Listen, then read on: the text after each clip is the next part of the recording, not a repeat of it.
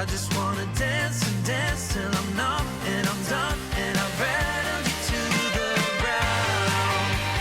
Can you feel it now? When we're dancing to the stars, I just wanna be someone you remember. A star glowing like the sun. Can't you see my heart is sore and tender? And I just wanna dance and dance till I'm numb and I'm done. Now the rattling has just begun. Can you feel it now? When we're dancing to the stars, can you feel it now? When we're dancing to the stars, I just wanna be someone you remember.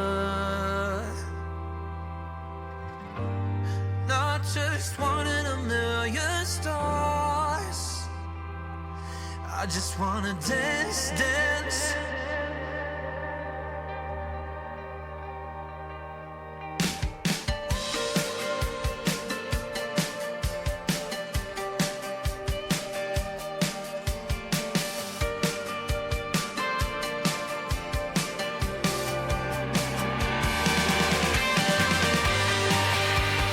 Can you feel it now? When we're dancing to the stars, can you feel it now? When we're dancing to the stars.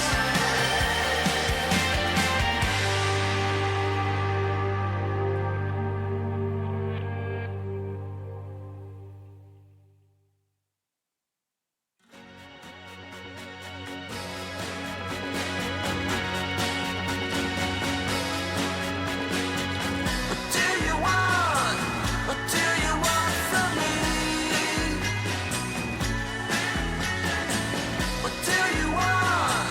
What do you want from me?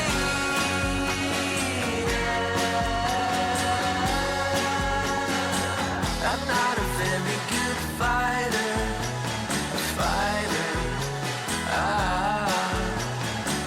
but I'm a pretty good runner, a sprinter.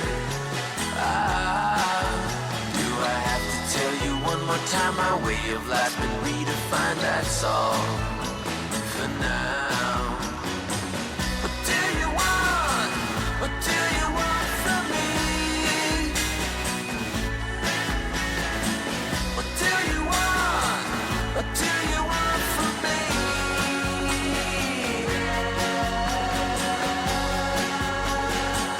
I'm not a very good liar.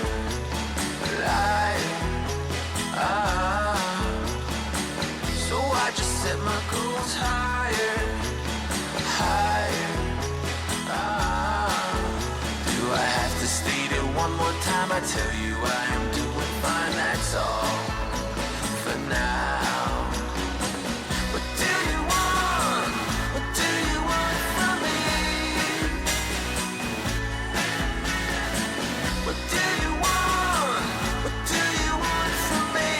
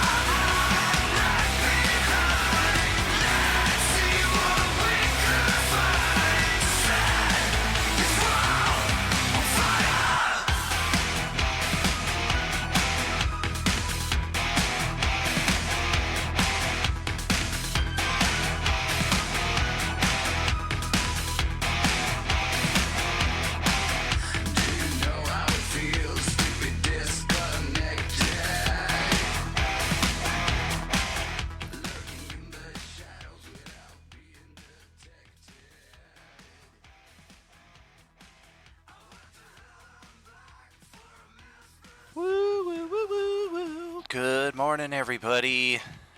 It's a milestone. Week 20. It begins for the Coalescence Act 5 for all 6 of our tables. You know what that means. By this point, 2 weeks from now, we will have run 120 sessions in the Coalescence Acts 4 and 5 over the last, 8 or 9 months. 10 months, maybe. So, gonna be, it's going to be a happening, friend. We've got a lot of developments to get out of the way here in the next few sessions for all of our tables. So welcome back to Role Playing Unlimited. I am your host, Tragically HP, coming to you live from the 100th Meridian, where the Great Plains begin. Alright, let's get into this shindig. Whoa, that guy scared me. And we can officially change this right here. Oh no, that's the chat box. I was about to completely F everything up. We are no longer kerplunking, spelunking. We are the Swan Station Nexus. Almost put Nexus, like Curly from Three Stooges would have said it. Nexus, yeah. Let's level that out. That's the wrong way. Very good. Alright, let's go say hello to our assembled guests over in the Coalescence Gaming Lounge. What's about to happen is going to be hard to watch. Always. You summoned them. Hello, everybody. How's it going? Well, good morning. Good morning. Good to see y'all. Hello. Happy Sunday. Happy week 20 of the Coalescence Acts 4 and 5. Yes, sir. So let's see. We are missing Sarge as expected. Work has him out in the field rather than stationed still, as usually would be the case. And Diego is camping, so it is unlikely that he will be able to join us in any significant way, I would estimate. But otherwise, I think we are good. Let me just do a quick check here on something. 4, 5, 6, 7. Who do we like? Who do we like? I want you to tell me, who do you like? I mean, we like you. Oh, I appreciate that. Well, you're not in the chat right now, so I guess we'll hold off and see right now. But let me tag this individual, and we'll knock that out. All right, let's get into it then.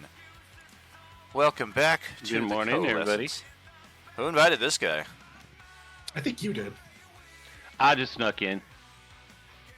Sounds more likely. Is that Tank? No, that is our drunken master from the same party, Manuel Matheson. Oh, yes. Okay. The drunken Welcome. Steve Buscemi, who now looks a little less cross-eyed and deranged with his new artwork. Very true. Yes, sir. So let's get, when last we left off, we were ascending the plateau, trying to, wait, we're long past this point right here. We had actually made it all the way to the top of the plateau, where there was a boss fight with, wait, we finished this already, the Darrensinston Fortress. Rest in peace.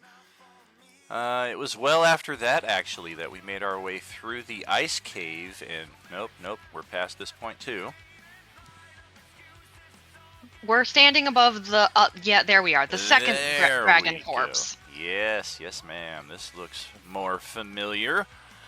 We have finished our battle against the Eyeless One, the ancient cave dragon that was stirred to activity by Lord Strahd himself, presumably in an attempt to delay your group's progress. Of course, this is all out-of-game knowledge based off of text placed in our text play channels. That was an interesting sentence. But we have defeated said dragon, and we have found a sizable hoard of treasure, again, as stated originally. Unless there's something buried deep under all that coin, which is entirely possible, it appears to be just a hoard of coin and gems.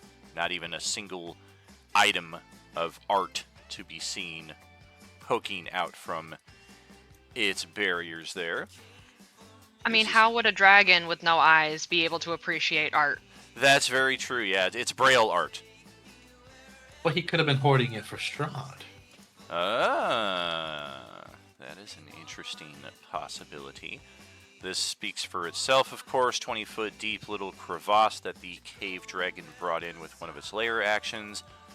We're going to have Carl and Varys step off here to the side. Technically, they're in the tunnel of safetitude. I'm a little too lazy to even do the right-click scroll, left-click right now. So they're just going to stand over here while the rest of our group sorts out what has happened here. Reminder that prismatic wall that was here is also gone. So we are free to leave this cave and head to whatever's on the other side whenever we so wish.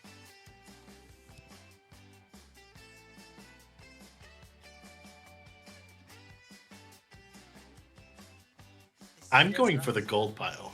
Ard says he's donating Yeah. his share to the Temple of Varanor. Oh, that's very kind of you.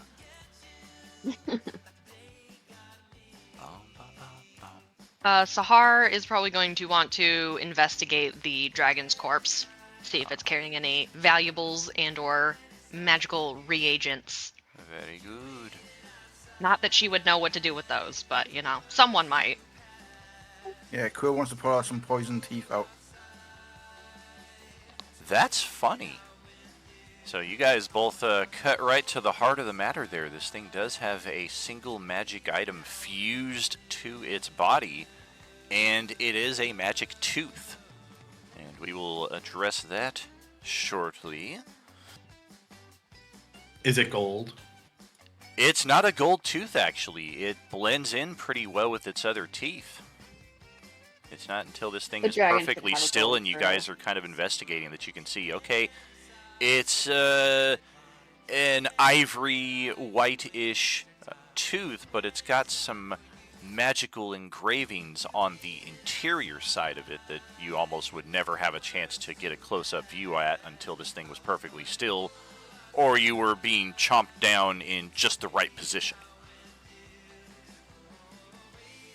But as far as the massive mound of treasure here, we are looking at, I'm going to post this to the chat log.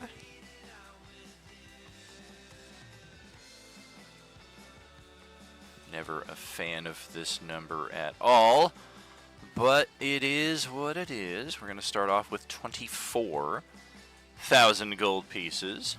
Now, is that everything in the pile? Because remember, I got 30% of that pile earlier. You did not get 30% of the pile, actually. That was kind of a random GM bit of trickery there. You did get 30% of what was available in the nearby area. 24K is what remains. Okay. But yeah, I'm just opening up my bag of... Did we define bag of exactly how much you got last game? It was just a percentage, you just though, told right? me. You just told me 30%.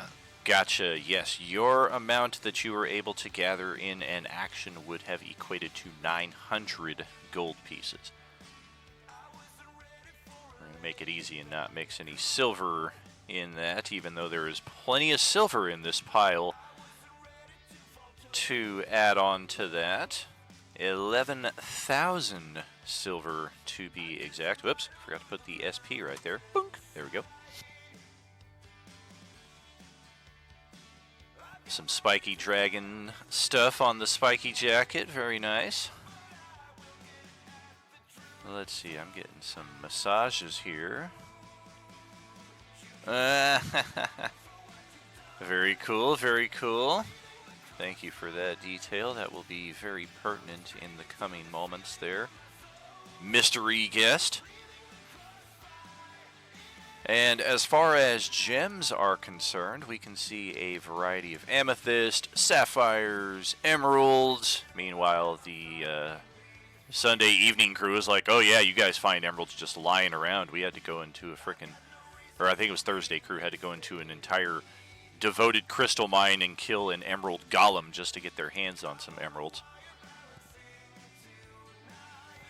But that is an additional 5,500 GP in assorted gems. So we will put all of that into the party hopper. Once you guys separate all of this, there's not even a ring ensconced in that mound of treasure. If you guys want, I could just add it. I have a party total Your running bag? currently, and then we'll just divide it all after. Because currently for Like the when party we total, next return to our Yeah. base. Yeah, that works for me. or even after this session, maybe before the session ends. Yeah. But I currently have 11,150 gold pieces and a 500 gold piece diamond, just chilling for the party. That's some good money. Do we want to include Radabru on the GP? Bro. We could. That would give a division of 8. That would turn that frown upside down on his token right there. He can go. He can go stock up on some magical leaf and some magical items when the Time to merchant do some activates. math. Yeah, and don't forget we got 15 dragon bones as well to sell. Yeah, I also have 15 bones. All right. And this tooth is pretty firmly set into the maw of this dragon. It is no easy task trying to remove it. Our initial attempts involve basically trying to cut around it and see if we can get this thing out, but it is so deeply wedged into there that the more you guys cut, the more you guys realize that, yeah, this thing is actually a part of its jaw, is how secure Time to break it. this magic item has been placed into its mouth. So yeah, trying to snap this thing free is gonna be its own challenge. While we're in process of that, let's also get some Arcana checks, please. Dentist Tawny Paw. Tawny Paw, you moved on top of the hawk. It can't move. All right, so for the party, Oh, no. we currently have 35,150 gold pieces, 11,000 silver pieces, and 6,000 gems. Dogpile on the hawk, everybody. Oh yeah, that won't get complicated at all. Look at that, it took a dogpile for the hawk to get a natural 20 on his check, though. Oh, that's a natural 20 for me. Yowie wowie. Alright. Well, apparently the dog pile cannot be attributed for such fortune. And Alaric is rolling this check way the fuck from back here, too. Oh, yeah, I recognize that tooth. I've seen it before. You can just hear the rest of us like blurting out random details about what we're seeing, and he's like, "Ah, I know what that is." Oh, yeah, that's Try that knocking the tooth. I could try knocking the tooth out. Let's, that is my next line of questioning. I am interested to find how your group is going to attempt to dislodge this tooth.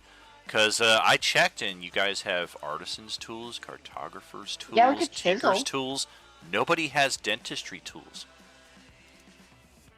We could ask the tooth to just pop out. Anything can be dentistry tools if you work hard enough. Oh, God. This is true. All we need is a line of unbreakable elven rope and a very strong door.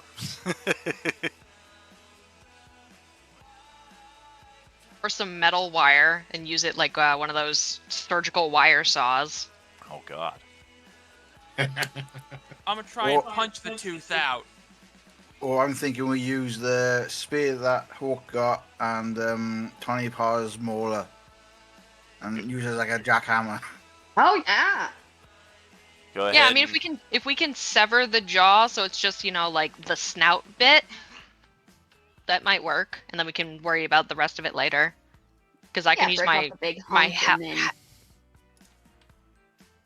Sorry, Tawny you and I saying? can swing at it with our heavy weapons. Can I try and punch the tooth out first? Yeah, let's get a attack roll from the hawk, while the others. I would say, since this sounds more like a group effort, let's have those of you attempting to sever the jaw roll a survival check, basically just to see how cleanly you're able to do this.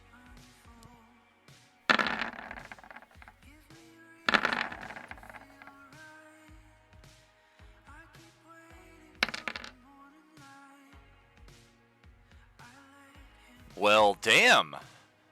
That is doubly unfortunate. Hawk lines up his fist, gets into his fighting stance, delivers the strike, and that tooth is so sharp that it leaves a nasty gouge off the top of his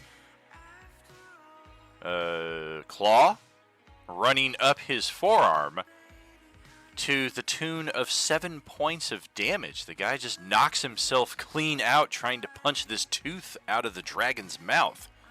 And that is a very vicious looking wound right there that he's got. That feels very on brand for the hawk. That feels very on brand for me. Yeah, exactly. I'll use my healer's kit on him. And next we shall watch the hawk try to bench press a YT-1300. Alright, so survival if we're trying to sever the jaw. Let's see. You can certainly stabilize the hawk, and you can restore some hit points to him as well, equal to your prof bonus. And survival checks. Yeah, you guys are kind of fighting Krill on this. He's insisting on cutting counter to the direction of everybody else in the group, so it's a little tough going in the early goings. But we do eventually manage to get the jaw severed. And I'll say if that doesn't work, I'm just gonna pull out my gun. Oh, jeez. Well, yeah, the jaw is severed, but the tooth is still, of course, very much in place. It was my understanding that we're attempting to get the jaw in a position to where we are hopefully more easily able to get this tooth out. What is Tawny Paw's prof bonus? How many hit points did Hawk just get back? Oh, my prof is 3, 4? 3. 3, so yeah, Hawk just got 3 of the 6 hit points back that he had lost. He can also spend one of his hit dice to roll. Go give him a potion of healing then. I mean, I feel like we're gonna just travel back and potentially Yeah, we might take go our long rest. long rest. But that'll get him mobile.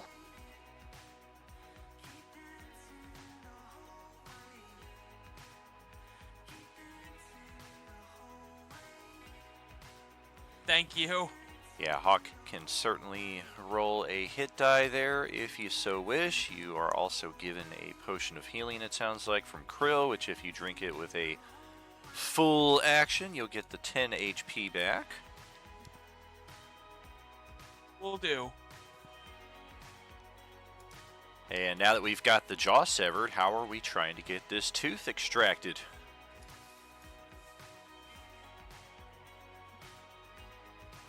I'll punch it again. No, I'm kidding.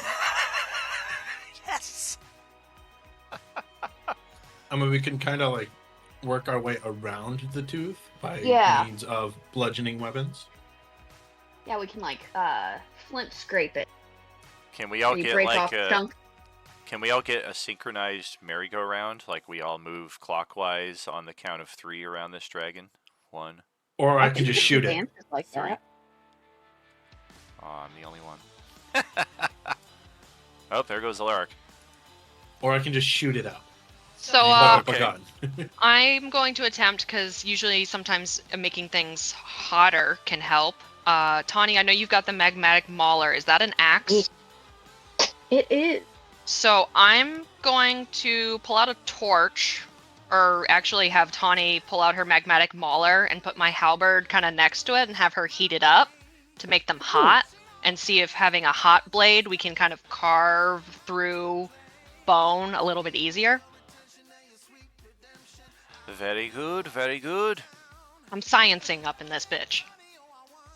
Let's roll another survival check on that. And if Alaric is going to try to shoot it, that is also an option.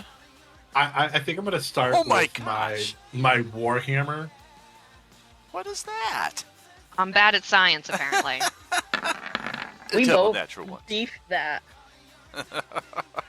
Damn. 20 for me, bitch. Oh my gosh. Maybe we need to go the other way and like freeze it to make it more brittle, but protect the tooth. All right, so How ironic that I get a nat 20 on survival when I've done jack shit for that so far. right. Okay, so another group effort of survival here. We are going to extract the tooth, but not without cost. If you roll the natural 20 on your survival check, you are exempt from this. If you roll the natural 1, stay tuned. 6 points of damage for the party, unless you roll the natural 1, in which case 10 points of damage. This tooth is just all kinds of sharp and slippery, and even with tools, you're having a hard time getting the proper leverage. Occasionally you lose your footing, as a lot of us are trying to crowd around this very limited space at the same time, and we're kind of getting in each other's way. But we do finally get the tooth extracted, thankfully, as it falls to the ground with a metallic clang. Metallic? That's weird. Oh wait, it's metal. Yeah. Oh yeah. I was gonna say I did roll my natural 20 on Arcana. Yes, now that we have gotten this thing out and we have all interacted with it to some degree, both Hawk and Ilaric are convinced that this dragon had one of its teeth replaced with what is effectively a Vorpal sword.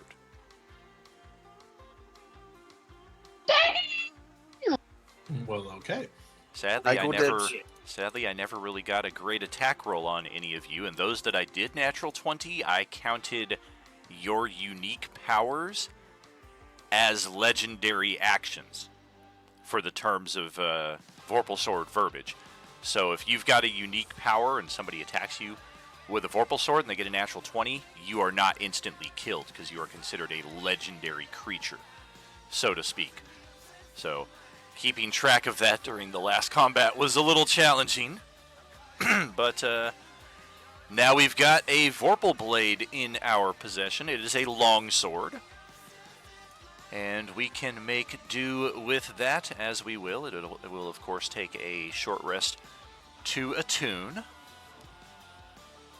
You're also going to need to visit with an artificer or perhaps a merchant of some sort in the near future, because right now it is just a blade. The dragon had no need for a hilt because its mouth was the hilt.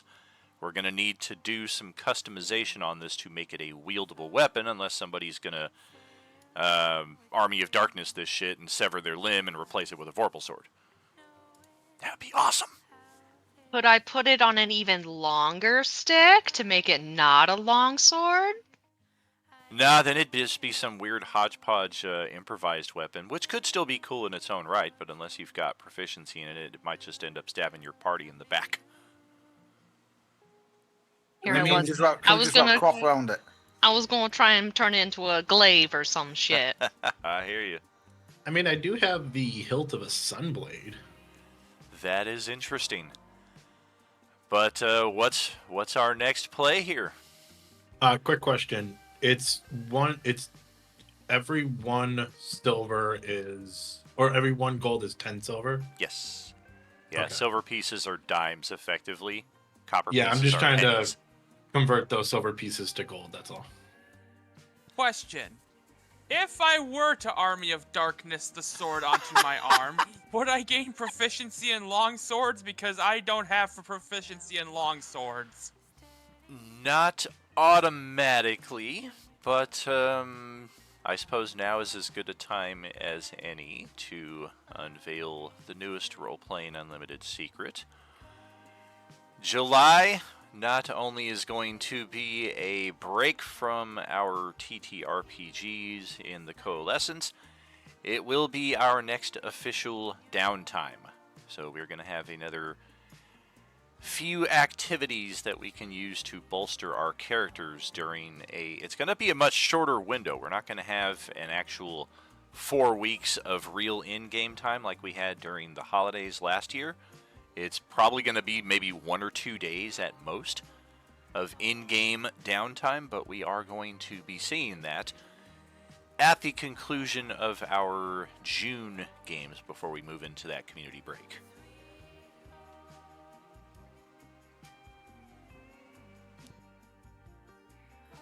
Just for FYI, right about now, it's maybe about 2 p.m. on the clock. Let me double check our rest tracker as well. I'm not recalling offhand. We're on day 2 right now, and this party has not even taken a short rest. Yes, as I recall, we did our long rest. We reappeared at the top of the plateau. We did the boss battle against the ancient skeletal dragon, defeated that, went through all of the ice caves without taking a short rest, and we completed the boss battle on the opposite side of the ice caves. We took a short rest when we were halfway through the ice caves. We went back out and slapped down the fortress, and we took a short rest. We did. Except for Varys, who I think used his annual long rest. Yeah, I'm pretty sure we've taken 2 short rests already. Well, we definitely have one of them tracked that I can attest to, and that's unfortunate. I thought I was on top of the rest tracker, but that's kind of par for the course with this GM. Some things are going to slip through the cracks. I don't recall necessarily that we've taken a second one, but it is still fairly early in the day is the overall point of that, i.e. your own exhaustion meters are not registering that it's yet time for a long rest. Our abilities and access to spells might be telling us that we need to take it easy for whatever's left of the day, and that may equate to let's just take the rest of the day off. But as far as the usual pace of things, we're not quite feeling tired for a long rest just yet.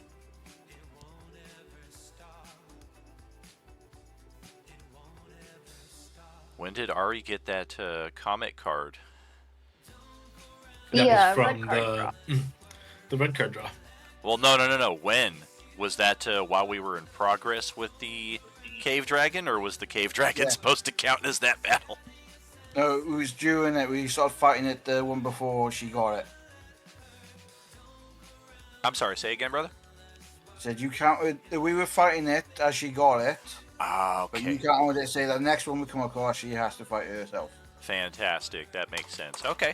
So yes, we also want to take it easy in that respect because we unfortunately lost out on a comet card opportunity our previous Tuesday session, and I hadn't even planned it this way, but the character drew the comet card. We went into the next location, and there was one monster standing out all by itself, and unfortunately it was slain by a different character. A few in our party had just kind of had a little brain fog there, forgetting that Terry needed that kill instead. There were no protests until after it was over. So be mindful. Question. For the people that get the regeneration, are we pretty much going to full? We have enough time here. 3 to 5 minutes is usually that sweet spot to get all of our HP back. A new addition to that will be important for any characters who have the invulnerability superpower, as that regenerates a bit slower. I think it's 10 HP per minute. So definitely worth taking account for in that respect. We'll need a bit longer window for that to fully recharge, but as far as our general HP restoration, those who have regeneration will be able to restore back to full. Reminder that for characters like Tawny Paw, the Hawk, Krill, those regens were intact for our Streamiversary celebration last month. We are now back to our standard values, i.e. no regeneration. But I think even that's a limited one. I think the Hawk has that regeneration that could be gained from the Thanksgiving bonus, but it's like a 1 minute, 1 HP per round kind of thing. Oh, yeah.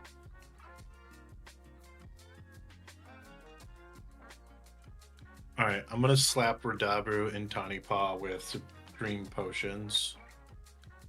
Oh, thanks. Oh, no. I'm actually, like, slapping the glass into you. Oh, man. That's so unnecessary, bro. So I guess now's a bad time to reflect that I left my bong back on the other side of this wrecked wall right here. Like, I guess just kind of SOL. You can always fashion a potion bottle into a bong. I need some duct tape, an avocado, and my snorkel. Dude, avocados are so gross. You don't need that. Hurry Don't up. use- I've made bongs with less. Don't use the plastic. Feel like Roger, where you made an AK-47 out of some toothpicks and some bubble gum. You could always just roll your weed into paper, light it on fire, and smoke it. I know a guy who Paper. smokes it out of his own hand. Yikes.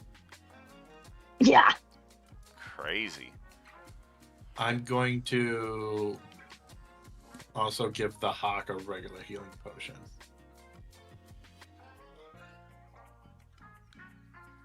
That should be another, 10? Yes, it would be.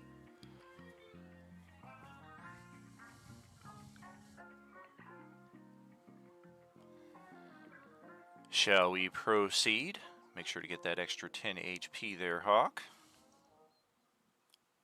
I think we are going to proceed. Yeah, let's at least check out what's on the other side of this passage. It's just Sahar. I was there the whole time. Yeah, it's getting brighter here, and it is indeed the way out. It is still relatively Hooray. gloomy. I didn't set the gloom layer over this as I normally would, so theater of the mind in that respect, but we have finally made it from one side of the mountain to the other. And unfortunately, there is not a lone anything just waiting out here for a comet card to be destroyed. It's a treasure find a goblin. wall. Get it. Oh, wait, there is somebody over there. Oh, wait, that's just Carl and Varys. Ah, finally, Get we're 'em. reunited with Solgaleo's We have great Revivify. Solgaleo's greatness. And the landscape begins to slope gently down very quickly from this point. You guys can imagine that it would be a hell of a view from here if not for this damn gloom getting in your way of everything. This will actually bring us back to the regional map, where our beloved Swan crew here, Stu Crew's actually up here in the beginning of the wastes, right here at the nuclear wasteland site.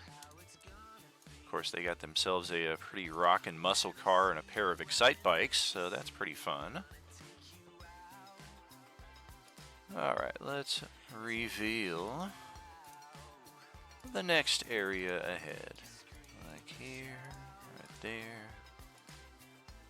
Oh boy, look at that. The base of the mountain. What a treat. Woo. This is hopefully an uneventful occurrence. Yes, indeed. It does not seem that there is anything in this vicinity zombie-wise. There is something, however, that catches your group's eye. A cloud of dust that is moving somewhat hastily across the landscape before you. And it doesn't take long to register that this is actually moving towards your group's location.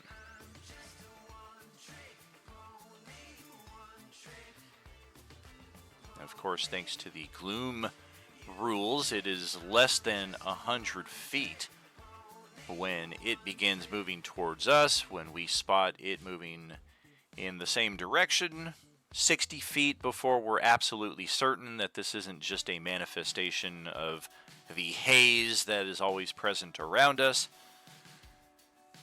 And once it reaches the Rabine from Dunland. Nice. It is a red vehicle. It is a passenger van that is all kinds of painted in artistic designs with runes, dragons, and unicorns. Please tell me it's a VW van. Oh, definitely. I was just typing that. I mean, look here on the live stream. Come on. My dad used to drive one of these, this exact model, this exact color. The VW bus, more appropriately.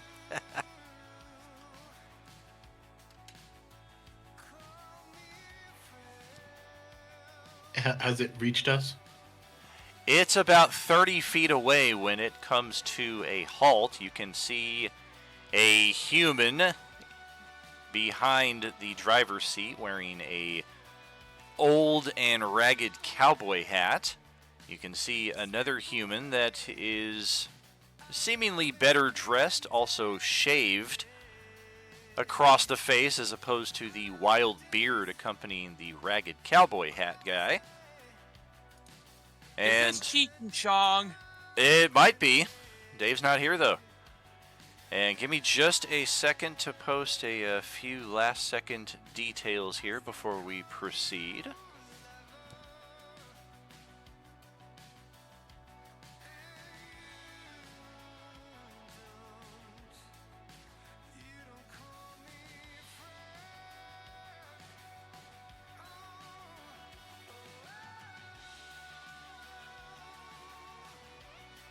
But what if I don't want to kill them all? Dude, I told you, power word kill starting with the lowest HP value first, and you can do it as a bonus action. Oh, fuck, we're not on mute. Oh, crap. Yeah. Oh.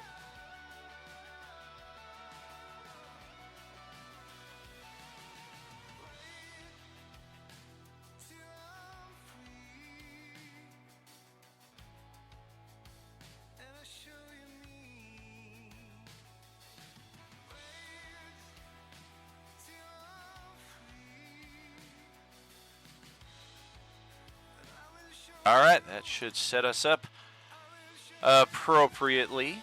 And I'm going to let our special guest star here take the helm for a few moments. All right. The van sees you and comes to a halt. Hey, where are you guys heading? I pull out my gun. Do we recognize this person? We haven't met, right? You've never met these people. The side door slides open and a pair of other individuals step out. They're both human. They're both... one of them seems to be a soldierly type, dressed in battle armor, camouflage clothes, and rocking a pretty hefty customized automatic rifle.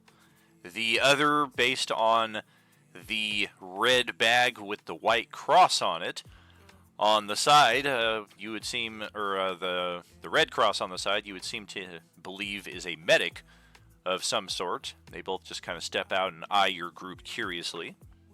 Are they speaking in English? They are. The driver opens the door, steps out. Hey guys, I'm Paul, and welcome to the Magical Mystery Mall. By the way, don't go west. There's a facility closing down that's full of vampires and all that other crap. But hey, I've got some, cool stuff for sale if you're interested. Well, first off, you asked us where we're going. We're going west. Well, then I'm telling you not to go west because the facility's on lockdown with a bunch of vampires and stuff. Vampires and the undead are our speciality. The real guy who was driving with the ragged cowboy hat and the ragged beard gives Paul a little poke. Hey, man, I'm the one who's driving. We agreed we was going to call this place Mystical Emporium, Hey, everybody, my name is Earl. The Magical Mystery Mall. That's so much cooler than the Magic Emporium. Nah, the Mystical Emporium. We were going to call Earl's Emporium, and now we call it Mystical Emporium. It's not yours. It's my shop. But I'm the driver, and I'm the one that brings it around. This is my van. It doesn't matter. It's my shop. It's my merchandise. The I'm gonna do a small pause here. Everybody gets 5,281 gold. The driver of the van steps forward and claims his money with the greatest of glee. Oh, thank you, man. We just freaking met and get 5,000 gold or something like that. Wow, I get 5,280 gold just for stopping. Hey, we need to stop more often. Hey, just interrupt us like that. It's 81, Ari. I did the math. I added the gems as gold. 5281. Correct. And that includes Vidabru. Oh, man. How am I supposed to carry all this shit, bro? In your shell. In my I don't think you understand the physiology of the turtle, man. I know with your actual body. Just shove it in there. Find a crevice. Oh, man. Depositories. That is cruel. What happened to those bags of holding we used to have? I mean, we still have them. I'm pretty sure some of them disintegrated. Anybody got an extra one that I could have? Yes. Oh, that's fantastic. I'm gonna drag that onto my sheet then, bro, because this a lot of weight, man. According to the character sheet, I'm carrying 260 pounds worth of gold pieces, man. That's no es bueno. I'm carrying 13,000 gold pieces. It's fine. But you got a bag of holding. That's why. You give me one of those, and we're all copacetic. Yes. Hey, it looks like you guys have come out with a whole bunch of money that you guys are all passing out over there. Yeah, isn't it cool that they just like meet you and like they just like start passing money out in front of everybody? Vera said he was donating his share to the orphanage. How cool is that? Hey, and I'm driving to an orphanage right now, so I could just take it with me. You'd like that, wouldn't you? But no, this is our hard-earned spoils of battle. You did not participate, therefore you do not get a cut. Well, speaking of hard-earned, this Magical Mystery Mall is not just a really cool name for a van. Come with me around the back over here.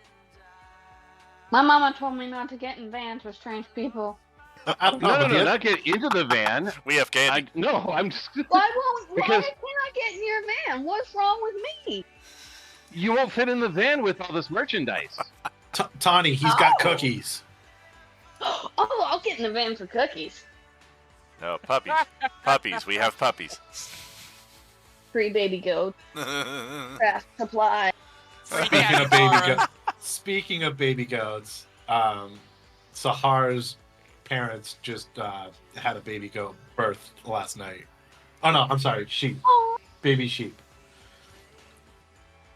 You gotta send pictures of that. Okay. Yeah, what style do you have to do to get sheep? No. You just reminded me of when my character MAS-44 dressed up as a sheep and went moo. But I'm pretty sure the driver said that this was a mythical emporium, not a van.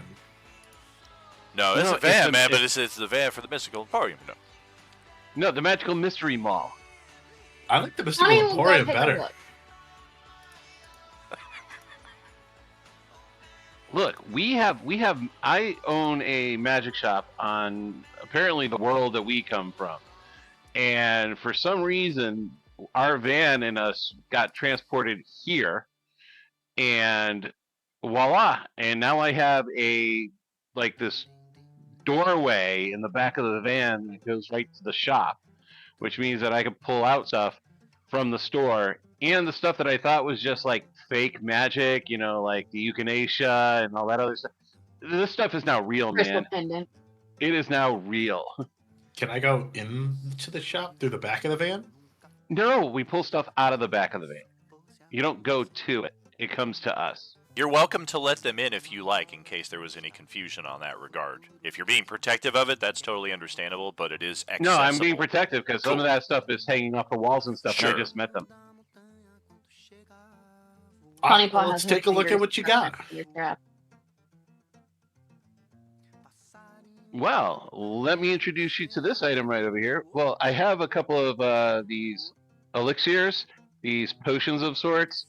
They heal you. I only have 3 of them. They're really powerful, though. I mean, it cured Earl's eczema, just like that. That's eczema. Hey, Do you guys buy things? You are itchy skin, redness. Oh no, I'm playing for Tawny Paw. IRL, I had this kid. It fucking sucks. I've got these really cool glasses. Sahar has found one of the Chinese bobbing paw things, and she's just enthralled with her one eye, watching it go up and down. I got a special of those. I know this guy in China that sells these things. Sword handles.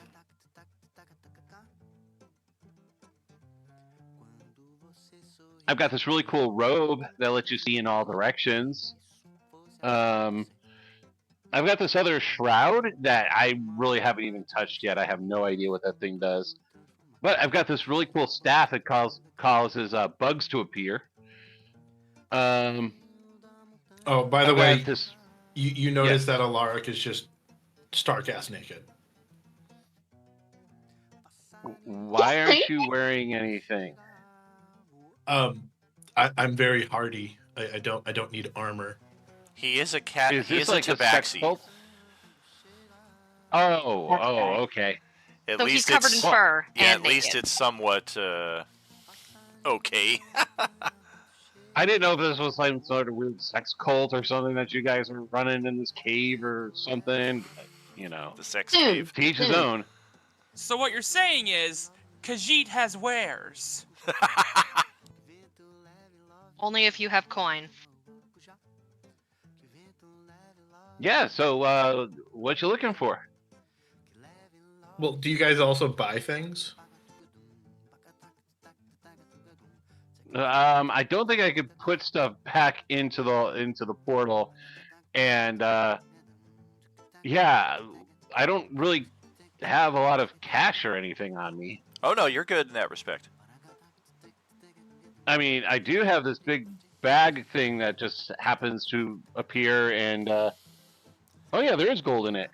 Yeah, you're the usual 50%, what have you, 25% discount for any of our epic / super subscribers. All the usual mercantile stuff will be intact.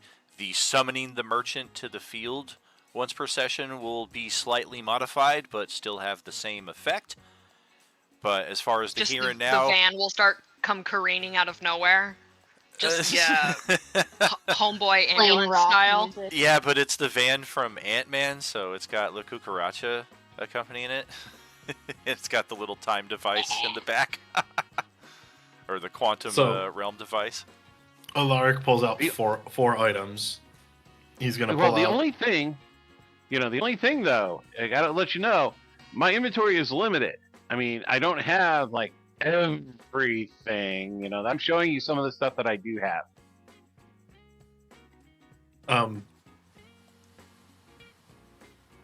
Adam, do you want me to keep the Sunblade hilt for the Vorpal sword, possibly?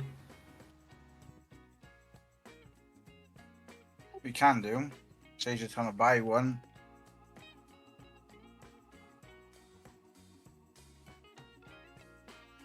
So Now- this this Moorlander's inventory thing, that's for this, right? As far as prices are concerned, yes. But as originally stated, when the Yuuzhan Vong pulled their treachery, the availability to every item in a certain tier is now gone. As far as our new merchants are concerned, they're going to have a more limited supply of inventory that's going to change on a weekly basis. Regular gear from the Player's Handbook is, of course, available. All common magic items are available. And then anything beyond that, we only have access to uncommon and rare items at this point. They are specifically limited to what is rolled on the Table of Chance every Saturday. That's going to be, I think, our reset day for the table merchants. And each table is going to have access to their own inventory. So even though the Magical Mystery Van or the Mystical Emporium will be shared between Swan and Stew Cruise, each of your tables are going to have your own unique lineup of goods that only your table can purchase from. So you're going to have to strategize a bit in that respect. Maybe establish some decorum as far as, well, this person got the super cool item last time around, so even though they, of course, have the gold to pay for it, maybe we establish an order of, okay, you get the first cool item, next person gets the next one, and if you want to pass on it to the next person, that's an option as well. We'll leave it to the party in that respect, but I think with a more limited selection, we should definitely establish something in that respect, so it's not always a first come, first serve, because some of us are more active than others, and when that Saturday morning or Saturday afternoon, whatever time it happens to be, inventory list gets posted, it shouldn't just be whoever is there first and has the gold who is able to get access to it, I feel. So we'll let each table come up with their own rules in that respect. But I've already rolled today. If you look in the Mystical Emporium channel, that channel is now unlocked again. You can start typing in it. You can access the pins and look at everything. And as far as what Don has access to, that is what he's going through right now with your team. So I'm going to actually hold out 3 items. One is now just a regular shield. One is a regular breastplate. And the last one is this Bandore that we pilfered. Are these the items that used to be magical? The shield and breastplate used to be magical. So remember, they also just look like they're very old and beaten and not in... Right. They're like in very poor condition, so unless we've gone through some restorative measures, i.e. mending spells, your merchant is likely to look at these items and be like, for real? You're trying to sell these things? Like, just throw them in the junkyard. All right, I'll put them back in the bag. But the Bandore we found after all of that stuff, so it was a found item. What is that again? The Foshlani Bandore? It was the unique bard. Oh, the that Knight Maiden Fotulucent had. Bandor. Yeah. The instrument of the bards that I threw in for our bard character, and he had no interest in it. For shame, says Marcel somewhere in the universe. Right? I was like, well, we have a bard in this group, so let's throw something in for Carl here, and he was just like, nope, not interested. So he holds that out and says, "What would you give me for this?" What? The scrap? No, the Dude, bard. I'm running a legitimate build. The bard thing weapon. here. It doesn't even look like it works. No, that works just fine. As they were saying, they found that in the field after the magic item Dispel Disjunction event occurred. So He this plucks is the strings a little bit. Yeah, this is a legit item. But All again, right, I'm in the looking it same up right now. Yeah, in the same theme. If you're presenting items for sale and what have you, it helps to know the base cost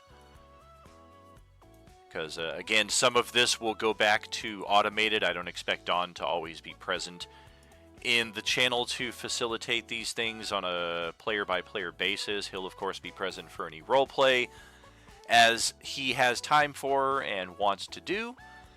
But I'll be responsible for rolling the random items and posting them to the channel on a weekly basis, and it'll go back to the player-initiated version that we've kind of grown accustomed to when you summon the merchant in the field or when you have access to them during our long rests. You just go into the channel and post, I'm buying this item, I'm paying this amount of gold, less any discounts that may be present, and that'll be it. So the original price for it is 500. I'm willing to go 200 for it. All right, it's all yours. Also, what is that cloak? Oh, the shroud, you mean? Yeah. Yes. Didn't you say you had a shroud? Oh. Yeah, it is basically, from what I've been told, it's called the Cagnesti Forest Shroud. I myself have never used it, so I'm not exactly sure its properties. If someone who's more magically inclined can figure it out, that might be really cool. Can I do a quick Arcana check on it? Just to look at it. See if I can't ascertain. It's a rare item, so these things we typically are able to identify. We just need to type it in to the chat log here. It is from the Shadow of the Dragon Queen module here. A rare requires attunements. It's made of autumnal leaves woven together. When wearing this cloak, you have advantage on stealth checks. Can use a magic bonus action to teleport along with your equipment to it's basically Misty Step, 30 feet. And then you have advantage on the next attack roll you make before the end of the turn. Once this bonus action is used, it cannot be used again until the next dawn. It's like a limited advantageous Misty Step item. Ooh, can I have that? What else do you have? I believe that item would probably run 5,000, but again, check the spreadsheet in the Mystical I have the sheet Emporium. up. It's actually 900 in the sheet. Beautiful. I don't know if you want to adjust that. Oh, no, whatever's on the sheet is correct. I've already gone through that and assigned the costs. I just know rare items cap out at 5,000. So I knew it wasn't any more than that. Yep. So I have that mirror. I have this potion that lets you visualize into other places. I've got this branch with a bell on it. Again, I like bells. there's not a lot of stuff that I've actually like tested on here. Would you give me money if I let you test them on me? Oh, I would not wish to possibly hurt someone. That's fair. Rumor has it she's a power bottom. Well, you know. It's a silver implement. It's shaped like a tree branch and strung with small golden bells. If someone could try to figure this out, which would be really cool. Basically, it's the branch has 3 charges, generates 1d3 expended charges daily at dawn. You could use the charges in the following ways. As a bonus action, you can spend 1 charge to detect the presence of aberrations, celestials, constructs, elementals, fae, fiends, or undead within 60 feet of you. If such a creature is present and they don't have total cover from you, the bells ring softly, their tone indicating the creature type. And as an action, you can expend a charge to cast protection against evil and good.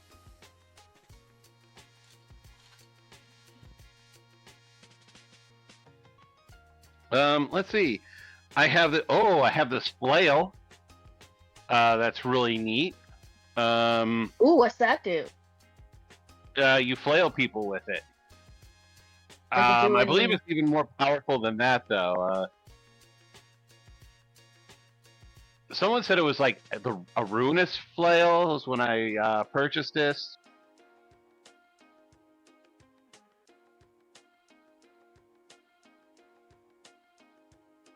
Basically, from what I know,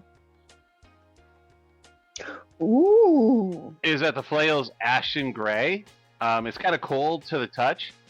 It gives you a bonus to your attack and damage, and it does more damage if you try to hit an object or a structure. Ooh. Tawny's interested in that. But if you hit a creature with it, it has to make, certain resistances, or it gets like poisoned because it's so icky. Ooh. How much are you thinking for that piece? Oh, this flail? Man, it's quite rare, as a matter of fact. I can't let it go for less than 2,000. That's totally fair. Does anybody in the party, like Sahar or Alaric, are you guys interested in this at all? Oh, I'm good. I'll also Okay, because I do. Okay, because I have my magmatic axe, which is really fun. But I like, big weapons. But if anybody else wants it or is interested. Yeah, I've got my eyes set on another big two-handed weapon along the lines of my pole arms. All right. I'd like to ask right now. quick, Remember, though, you have to be specially attuned to use this. So make sure that it falls within your own personal attunements. I mean, it does take a little something out of you to use it.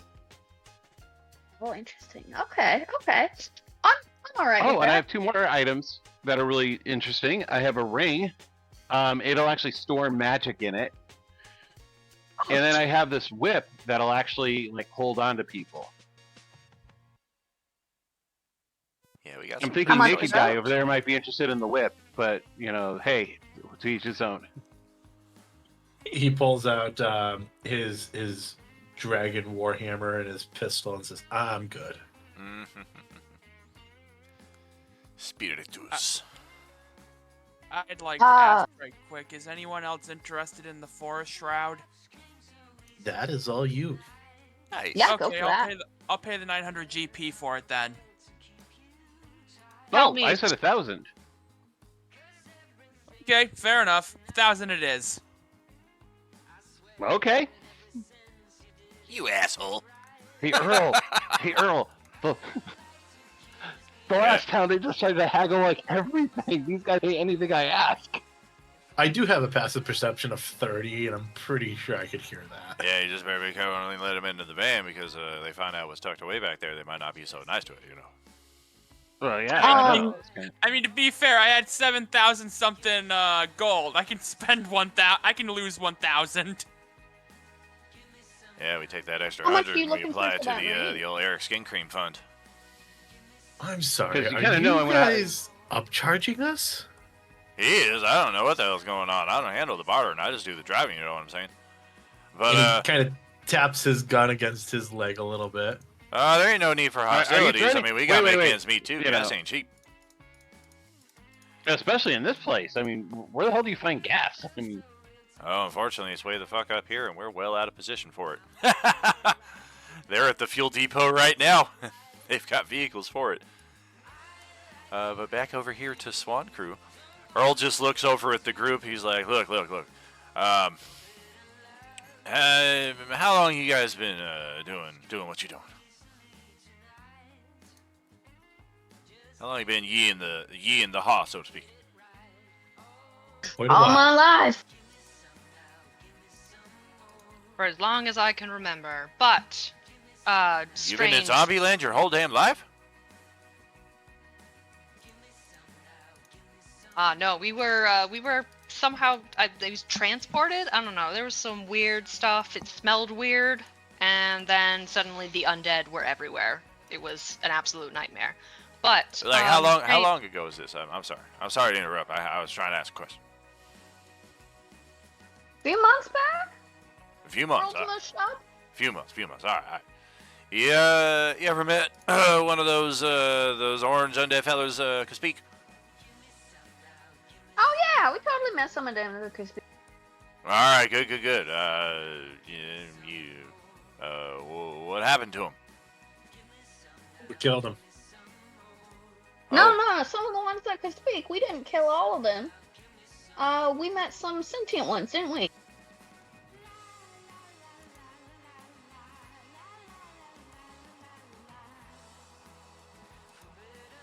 Hey, there's the Shagmeister. What's going on out there in Streamland, buddy?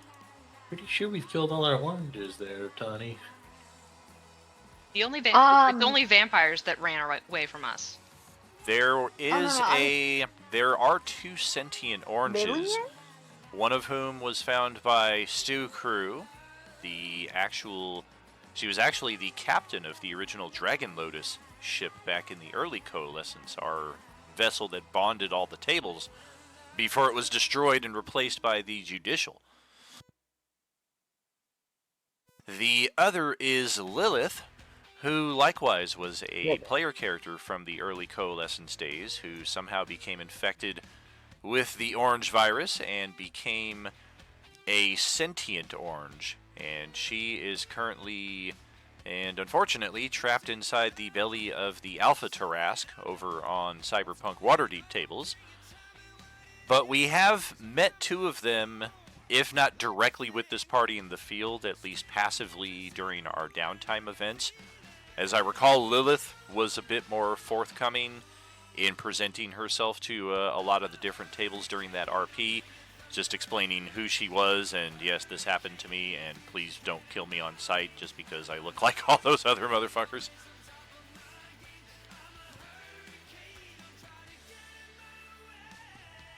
Okay, so we didn't kill the intelligent ones because they were friendly.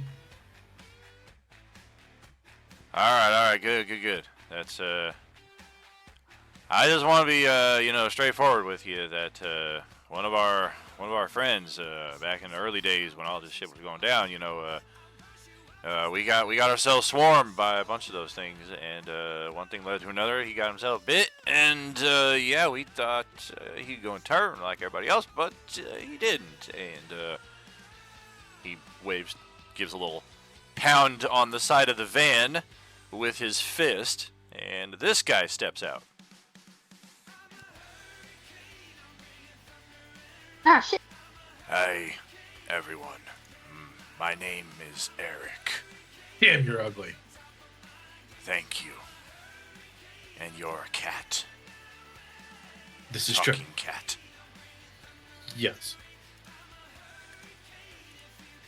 And the medic guy, who introduces himself as Derek, steps forward.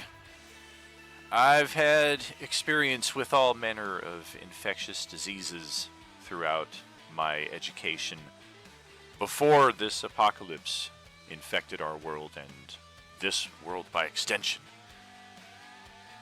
This disease, while incurable, inexplicably has not affected our companion the same way I've observed it affect nearly every other. This seems to be less than 1% of those infected who retain some form of sentience and are not outwardly aggressive towards the living. It is refreshing that you have encountered others of his kind before. It is not often an easy introduction, considering the manner with which we choose to conduct ourselves out here in the field. It is not easy making a living as traveling merchants when some are prejudiced towards one of our companions.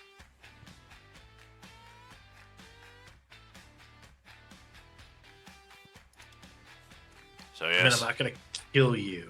I'm Eric. Thank you for not killing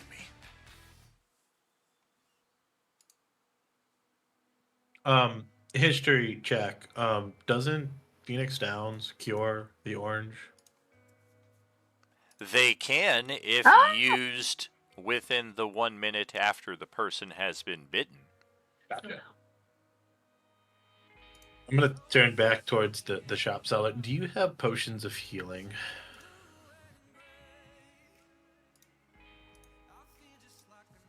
Those should be common, 50 gold pieces, and they should be available in unlimited quantity, just like the other common items.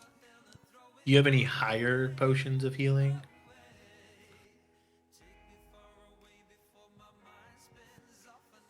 I have these 3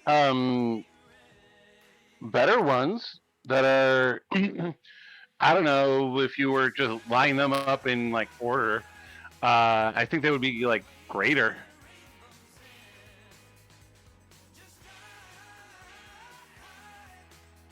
Much for each of those.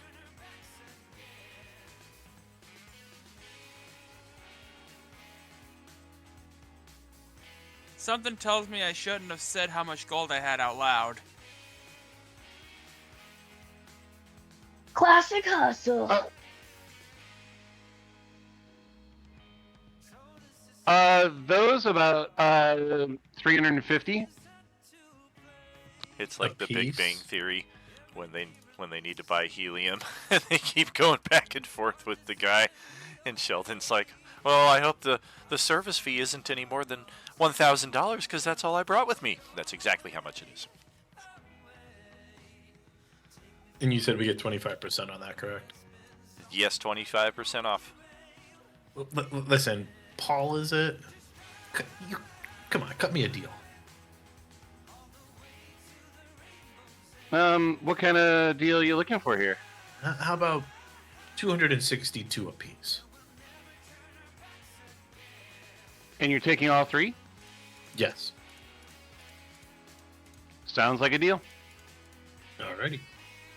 And this is going to be an additional little narrative addition for our Epic subscribers who get that 25% discount. Effectively, our merchants are going to pass you a small little pin that you can kind of button onto your clothing or equipment, My wherever skin. you want.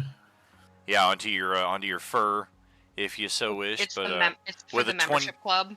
Yeah, but with a 25 AC, you just keep bending the needle right there, and it won't stick. So you're gonna have to just. It's a nipple pin. Yeah, you're gonna have to like tuck it somewhere and just present it on request. It's gonna be on my bag of holding. There you go.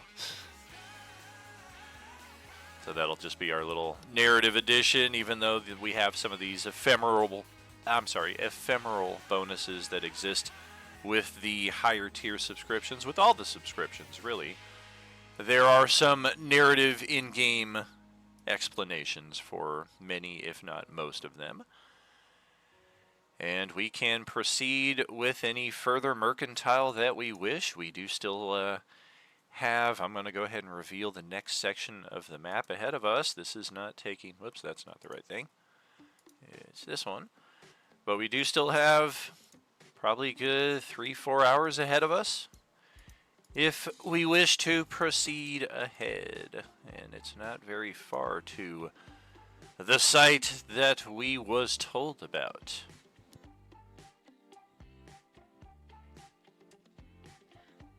Strange, colorful merchants. This whip, it is interesting. I am intrigued, but do you think you have anything, bigger, two-handed? She holds out, Sahara holds out her halberd, and is like, kind of along this line.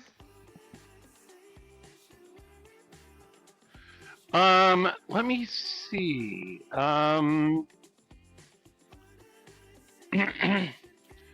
afraid I do not. How much for the whip, then?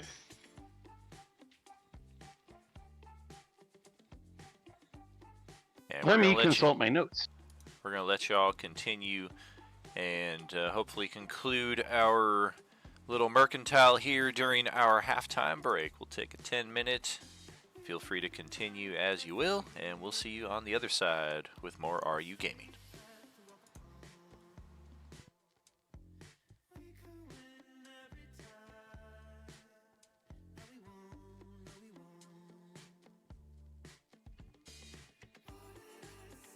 Krill, you can go for that ring. I think I might. I think I only have one more attunement left open.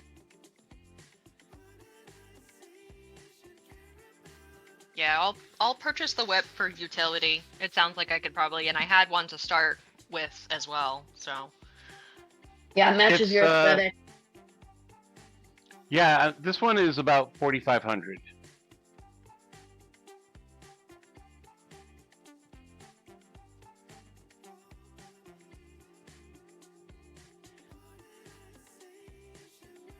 But the best part about it is you can pull larger or smaller creatures towards you 5 feet instead of dealing damage to it. That's pretty cool. Interesting, yes. As a Vengeance Paladin, keeping things from running away from me is kind of a thing. I'd like to say that may I have one of those membership club discount pins as well? I'm pretty sure I qualify. And I'll give you 3,300 for it. Oh, well, with that membership pin, yeah. Let me consult my notes here. Yeah, 3,300 would be perfect for that.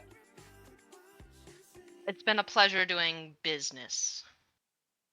And my favorite part about this is it does not require attunement either. Yes, I read that. It's inscribed right here on the handle. Does not require attunement. Made in, let's see, Baldur's Gate. Oh, you know, see, I really usually don't read the everything's labels made on over these. there. Yeah, me either. Usually nobody ever questioned that the old magic item said made on Yun Jantar. Right.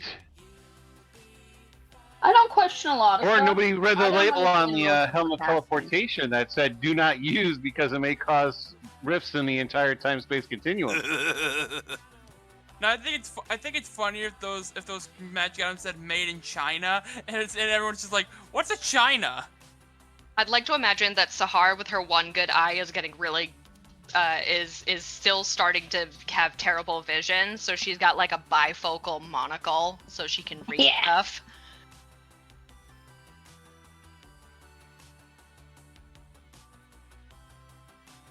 You think those magical weapons cause birth defects? Probably. I don't. Yeah, I don't care. I don't have any like magic weapons outside of that. So does anyone want the ring then or not? No, you can go for it. Yeah, go ahead and take it, Krill. Yeah, cool. I'll take it. I got plenty of money to spend, so it's fine.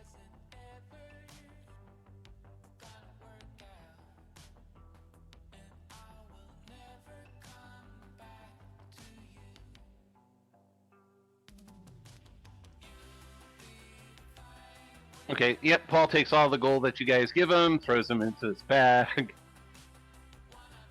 The shocks on the van start to buckle a little bit with the extra weight of all the gold. I thought it would just portal itself back to the cash register back at the store. Right, so what is this ring then I'm buying? Oh, what's that? What would you like to purchase? The ring you said. Oh, the ring, okay.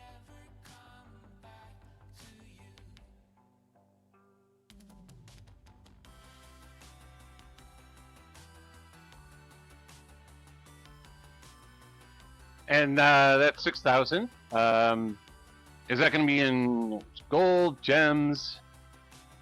Gold. Very cool.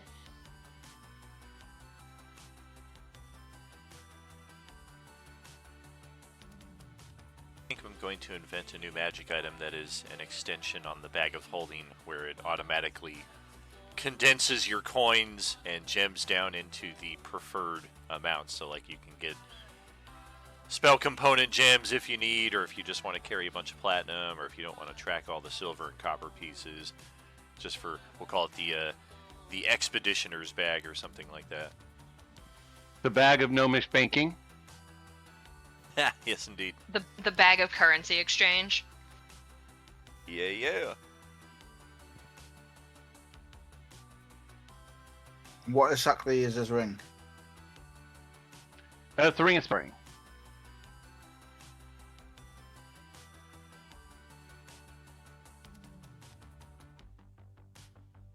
And I mean, it's fresh, brand new, nothing in it. You can store whatever spells you want into it. It's just ready to go for you.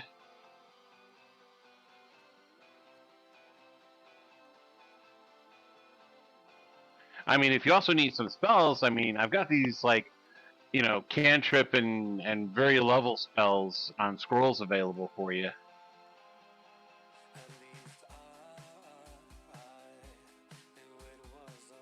Basically, anything off the common list, right? I have.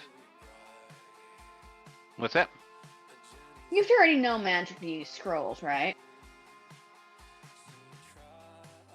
Hey, some people would prefer to keep their own energies intact and would rather use a scroll to, be able to contain their magic or to be able to cast their spells. I also have a couple of tattoos that can be actually embedded onto your skin that are, they're cantrip and low level spells, but you can tattoo it onto you, activate it. It doesn't require any attunements or anything. It's just, and it's a one-time use, just like a scroll. What tattoos? Yeah, you could tattoo as many of these things as you want on you.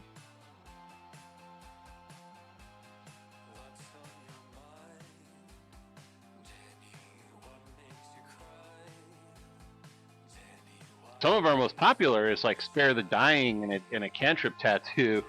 Ooh.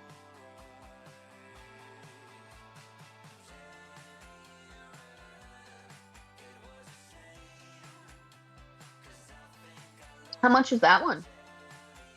Those are like 75 each. I mean, they're really well priced. Oh damn, that's not bad. If you have the pin, I mean, I can surely give you a much, much, much better discount than the 75.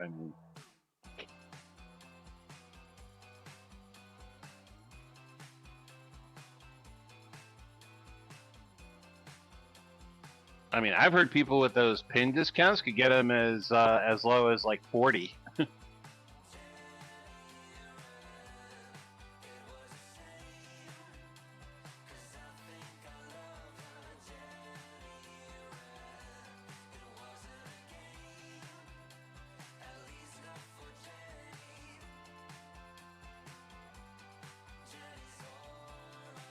Plus, I mean, not many people say this, but I also carry prosthetic limbs. I mean, you're not going to see every merchant coming by that says that they have prosthetic limbs. You lose a hand, got a new one for you. Lose a foot, got a new one for you. Do you have any replacement eyes? The heart will gesture at her her incredibly blind and scarred eye and said, "I'm down one."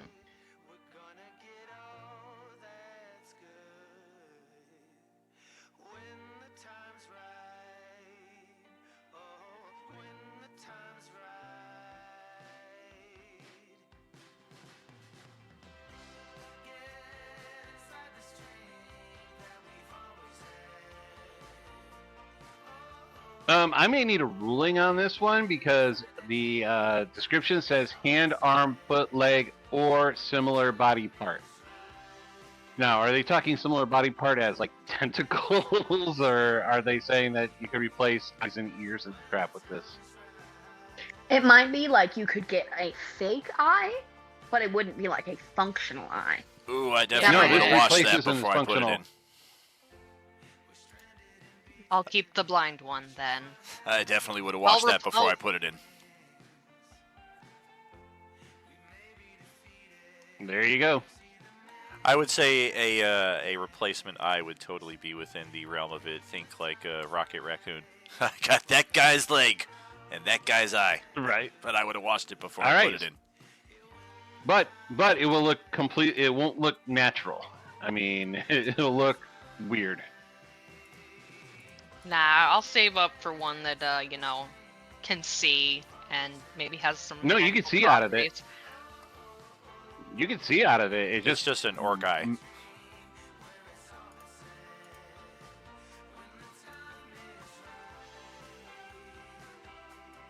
you know, it'll still function as a regular eye. I mean, have you ever played Baldur's Gate 3? I mean, come on. Wait, there's a third Baldur's Gate? Spoiler alert. Oh no, we played. I didn't know. Oh, there that's was a right. second. In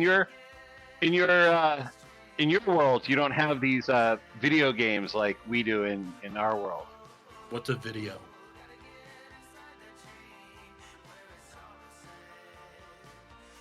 Yeah, no, we've been through some funky stuff.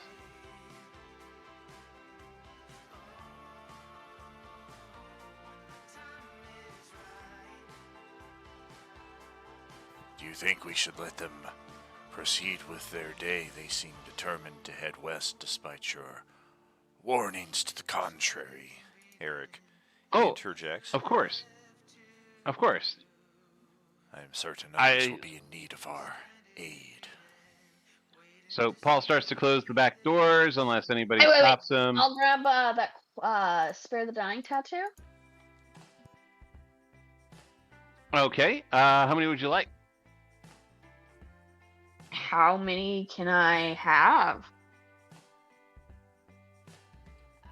How much room do you have for tattoos?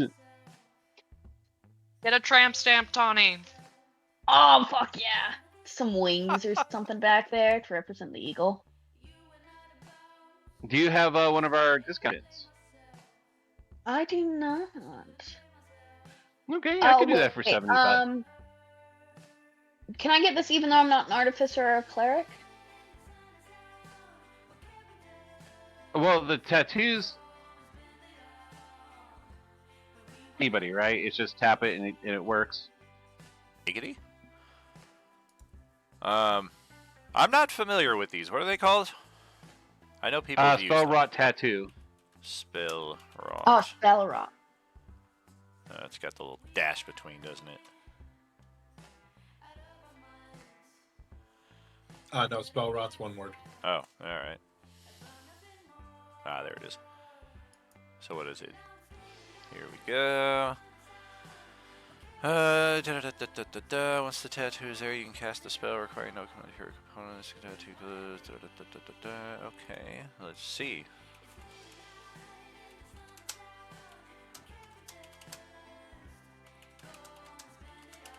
Yeah, it doesn't list any requirements by, class requirements or anything.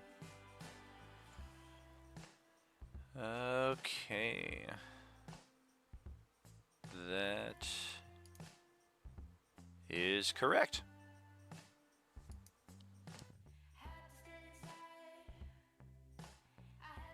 Sweet, okay. I'll get 4 of them.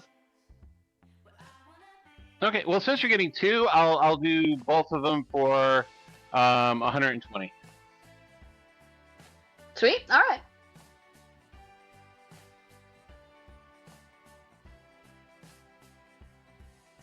Thank you. All right, here you go. I can hardly feel it. Okay, last chance. Going. Closes the doors. All right, have fun. Have fun storming the facility. The van starts up to the tune of the Austin Powers intro theme. Beep beep beep beep beep beep beep beep beep. We really gotta have to get the magical mystery mall painted on the side of the van, Earl. Mystical Emporium. Earl wanted it to be called Earl's Emporium. Yeah, not happening, Earl. We forgot to check see if they sell bongs for red.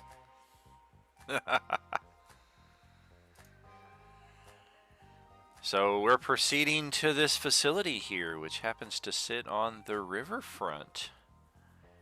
If I am understanding correct. Apparently the sound of vampires and undead does not detour, but rather draw our crazy band of misfits here.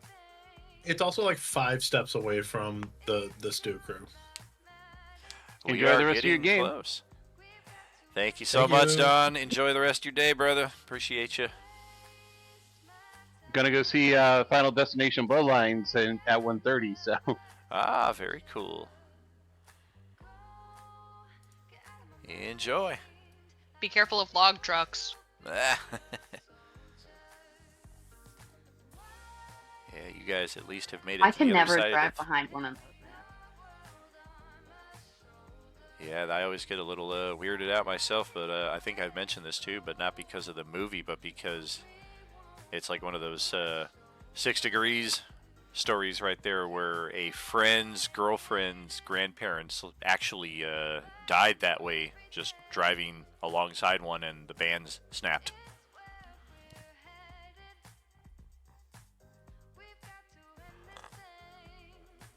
Alright, so we proceed into the facility here. As I was starting to say about Stew Crew, though, they've got a ways ahead of them. You can just make out the beginnings of the wasteland that they are about to traverse. It's where the mighty Eucor City once stood and once housed over 1 million citizens at any given time. That's not even counting people that were coming to visit. It was the largest city in Alaram, the continent, if not all of Enemir. Pretty much this entire swath of area is now just wasteland, so they're going to be going through that for a while. You guys have made it to the other side of this, and let me just check out what's going on here. Sure.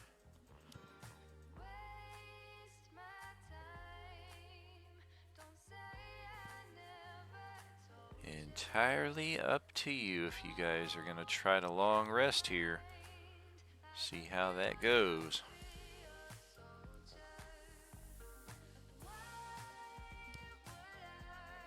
Yeah, I ain't got no key points, so I'd like to long rest too.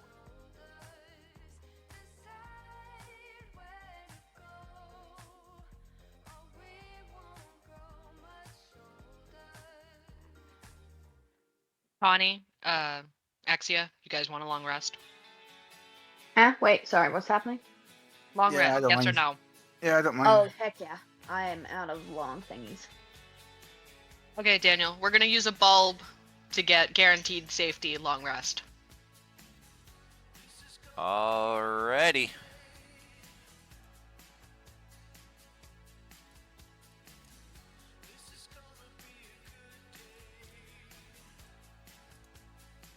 Well, let's just check this then. While we're there, I'm gonna stab Kubrick.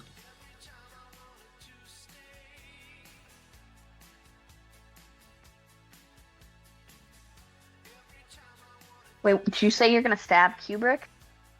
Mm-hmm. Yeah, he's a vampire. Do we know that? No. We could go to say hi to him and hang out with him. Tawny does have a huge crush. Maybe we feel something's happening. Oh, you'll feel something happening when he bites your neck. Alright. It Let's, won't matter, she'll like it. Kubrick, let's you're moving rewind. too fast.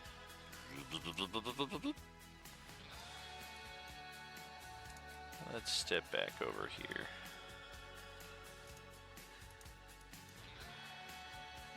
Okay, we're ready now. Let's go Yeah. fight some vampires. Our character... Oh, wait, don't click that long rest button.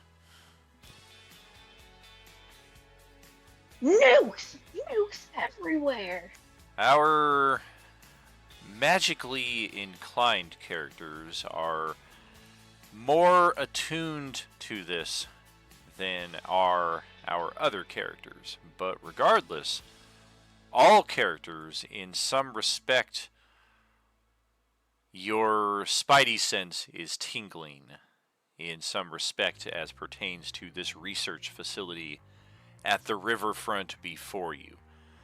There is a time-sensitive event occurring as we speak within the bowels of this facility that if we step away for the next, we're not even talking 8 hours, we're talking it's like 2 p.m. at this point, so even longer than that, upwards of 10 hours plus for our characters to be eligible for a long rest and then get that long rest.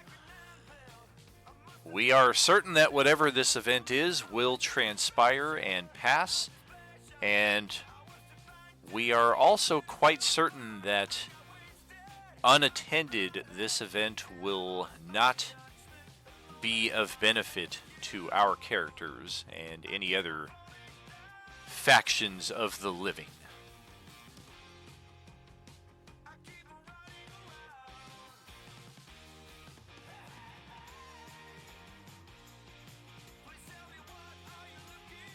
So it's either go participate in this event right now with our resources at where they're at, or rest and miss the event.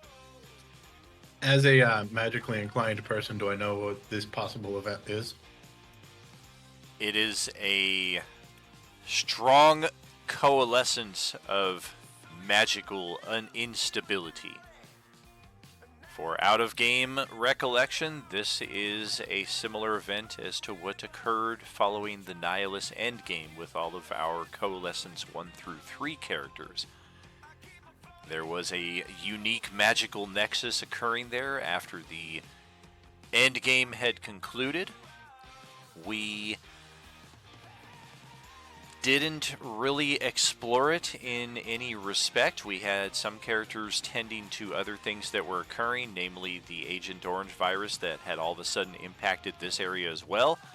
And some of our characters just instinctively started to turn on these undead when it was interjected that, hey, these are our companions and they're still displaying a degree of sentience. And that's where things kind of trailed off. As far as the Magical Nexus event itself, we had virtually no interaction with it whatsoever. And after 5 out-of-game months of this being the case, this Magical Nexus completed its whatever it was doing, and that entire world was imploded, and the fate of those characters unknown.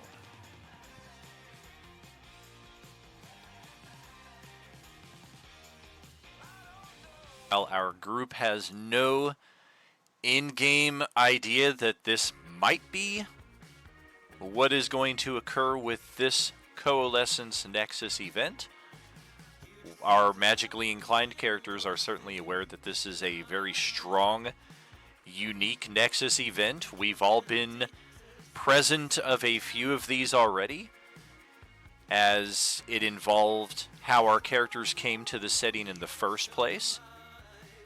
It was also how our last downtime event ended, when the Time Mistress attempted to knit all of these broken times and places back together to their proper places, and for whatever reason her ritual failed, and it split the coalescence even further. So we didn't have an implosion where all of our characters were lost, or did we? Because we were just kind of with the exception of the Sunday tables, we were all placed into new settings entirely. Sunday, Swan, and Stew are the 2 unique tables that remained in their original setting from Coalescence Act 4. So we've experienced these events in a multitude of occurrences. This might be the first time we've ever experienced one that our group feels we can directly interact with and potentially influence. So, again, out of game, this might not be a do it now or the campaign ends kind of thing. Like, that's not the message I'm trying to convey here, but there is something majorly eventful that's going to happen here that your group can interact with and potentially influence. If we take a long rest, we are going to forego that opportunity entirely. I explained, that there's something not right, and it feels very similar, and my instinct is to just go to it. Hard to rest when something like that's going on. Alright, fuck it. Let's go. Are there any benefits to taking a short rest? I believe we've only taken one on this second day, and our group would certainly be due for one of those. And we do kind of feel that an hour we would be afforded as far as time is concerned. No, there's no benefit for me. Not for me either. Nope. Nope, I can't get key points back from a short rest, so nope. Man, those short rests be sucking. Yeah. I need a deck of many more things and a few draws of the campfire card here. Or a reminder on the next downtime event, or the next time we actually do get a long rest. Spend some of those Beskars to get your characters those instant long rests stockpiled for moments like this, so you can really just go all out all the time. Otherwise, you got to be a little bit more tactical in how you spend rages and spell slots. Well, damn. Let's proceed. Since our characters can read English, the sign on the front is clearly visible. In game, it means jack shit. Out of game, this is a pretty substantial revelation in and of itself for any of our real-world scholars, I would say. Oh, we didn't reveal enough. How about that? Hello. There we go. The Monsanto Research Facility. The very source of the original Agent Orange itself.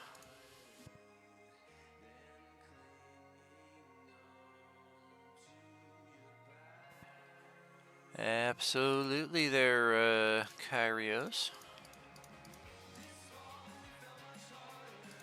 And this reveal tool is just not wanting to let me... There we go. Hop aside an extra little bit right there. And yes, the gloom is especially present over this site today, as we will see upon reaching the next map. I'm gonna jump over there first, give us a little setup before we officially engage.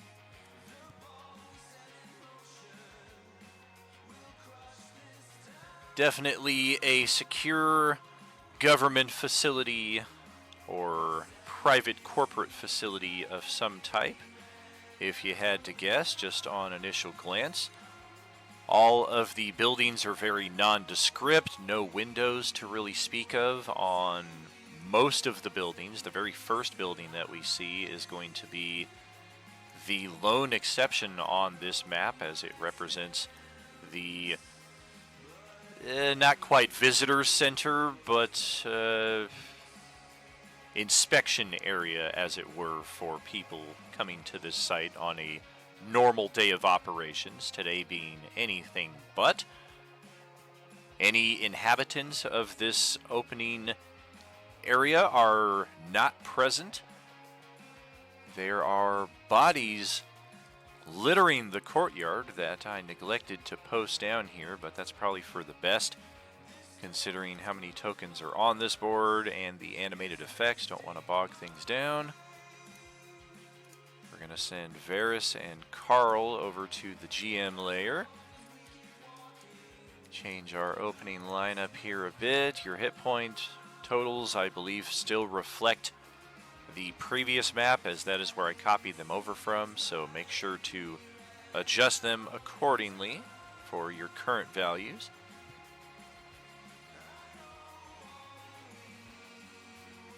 And yes, I cannot post these visually from map to map, but aside from the opening driveway, the control arm that is currently lowered to prevent vehicle access to the facility. Of course, as our characters are on foot, this presents much less of an obstacle. Beyond those control arms, we can all spot a single vampire stalking about through the gloom. I need to kill a single vampire. Go get him, Tawny. Attack. This could be beneficial if we are able to do it quietly enough. I'm going to send us over to the opening page here. And as our group, I'm going to give you all the benefit of trying to approach cautiously here. So let's have group stealth checks to kick things off while I move us over to the Swan Research Center. As you guys see, Monsanto Research Facility posted on the large placard on the front facing this administrative building, more specifically says the Swan Research Center, and definitely inspired both by our group name, but also from my all-time favorite show, Lost, the Swan facility itself. And yes, here we go. As stated, there are some windows. Oh, looks like I just opened one of them. Whoops. And I'm here use an is our inspiration. vampire. Inspo Oh, to get shit. that stealth looks so check. good. Okay. Go ahead and correct your health values to their current state.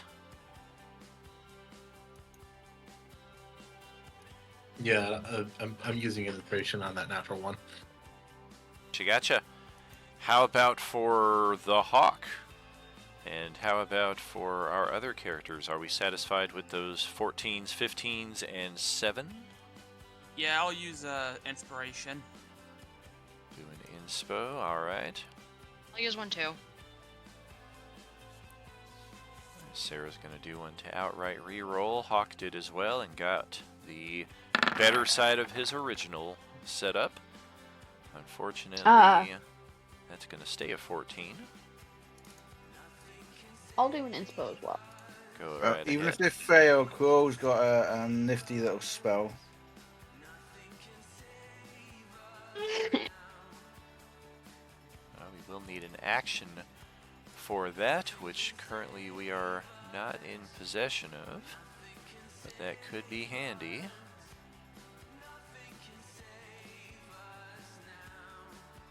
Alrighty.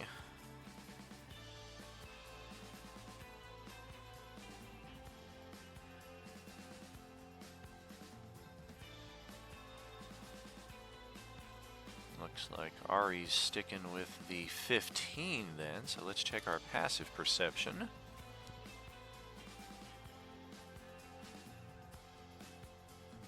What's our lowest roll here? 14, huh?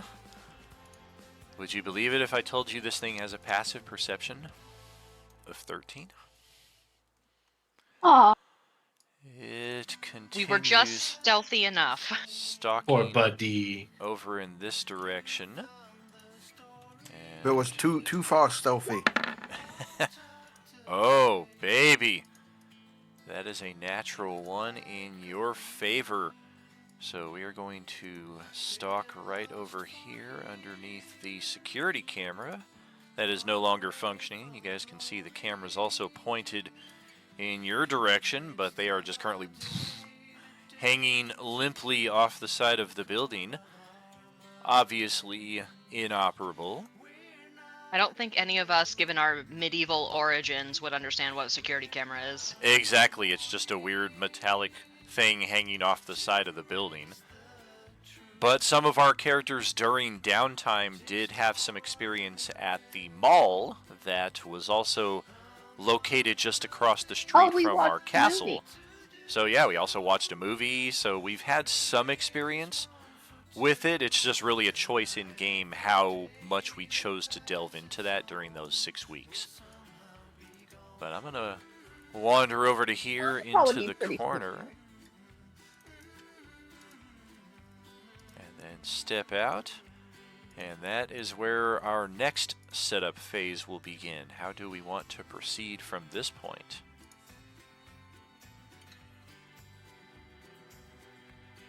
Do I have to go murder this guy? Do if you what want now? to. For my comment card, do I have to go murder this guy?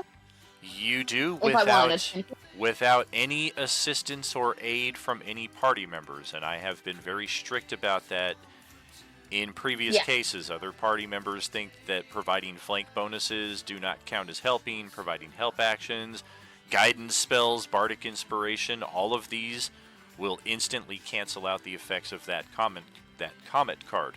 I would also depending on circumstances, include that dead walking spell. But as we've already outwitted this thing on stealth, that spell may not be necessary. Tawny Paw's already got the drop on this thing. She's effectively got a surprise round. It's just, if she doesn't kill it in this surprise round, and the rest, it depends on how the rest of our group proceeds from that point. But right now, we've totally got the drop on this thing. Or just pulls out some popcorn and just starts eating. Sweet. Tawny's gonna flex, say wish me luck, and sneak up on it and try to give it a smack. A snack? Giggity. Snack! Oh. I mean, if I mess up, it's gonna be a snack, but... Yeah, this thing does enjoy if the she taste doesn't, if she doesn't kill life. it in one shot, I'm gonna have something prepared. Uh-oh. Let's see what you got. Hopefully you've gotten your natural ones out of the way, because I believe that's your second one today. Survival check of Nat 1 and a stealth check of Nat 1. Of course, one of them was on the reroll. Alright, I'm gonna rage, and then I'm gonna Magmatic Mauler this sucker. Youch. You do get key back on a short rest is what is being said here in the chat, so that is worth looking into. I thought there were some benefits to short rest. What's that?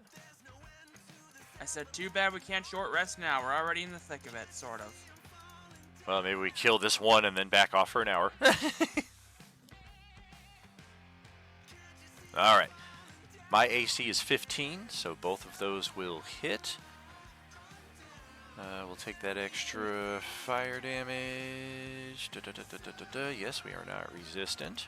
This thing is pretty tough, so it is looking like it's still going to have some health after this. 13, 18, 20, 39, 44 points of damage I count there. Which leaves me right there. It's about half of what it has in total. Okay. That is going to drop me. That is going to bring up our turn order. We are all going to roll initiative, regardless of how we choose to interact or not. Damn, where was that nat 20 when I was rolling stealth checks? Oh,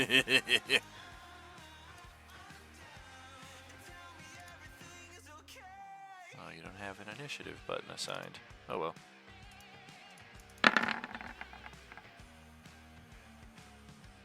That's good. Ari beat this thing on initiative. She might be able to finish it off before it gets a turn. That's 5 of you. That's 1 of me. That adds up. It is Hawk and Alaric going before Tawny Paw. Are we doing anything to affect this combat? You've missed Red. That is correct. Red's baked. Right? I'm lamenting the loss of my bong, bro. Vampire's like, tonight I dine on turtle soup. He sounds mysteriously like the Shredder. I mean, I'll hold my turn for Tawny. Alright. How about the Hawk? I'm just gonna move over to this door and see if I can get it open. Or this window, rather. Very good. Window. See if I can get through the window. Click it open. See if it will open. And it does. Alright, then I'll just hop through the window. Yep. Bunch of computer security monitors over here to the north side of the room, all of which are just displaying static screens.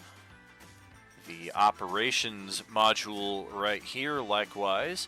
All of its lights are flashing, screens reading nothing but static.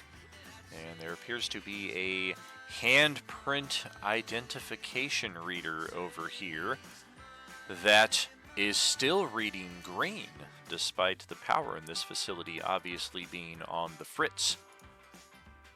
Alright, well, I'll just stop here and end my turn. Alrighty. Thank you. Alright. How about Krill? Oh yeah, Krill. Well, I guess Krill and Tawny Paw tied, so you guys can choose who goes first. I'll let Tawny Paw go first. I'll let it kill this thing. All right. Thank ya. Get her done. All right, so I accidentally made my first attack a second ago. Very good. 25, 45. Dun dun dun dun dun dun dun dun dun. That's our barbarian. Woo! One comment card. That is awesome to see happen. All right, now just blow up this facility with a giant comet. You got this.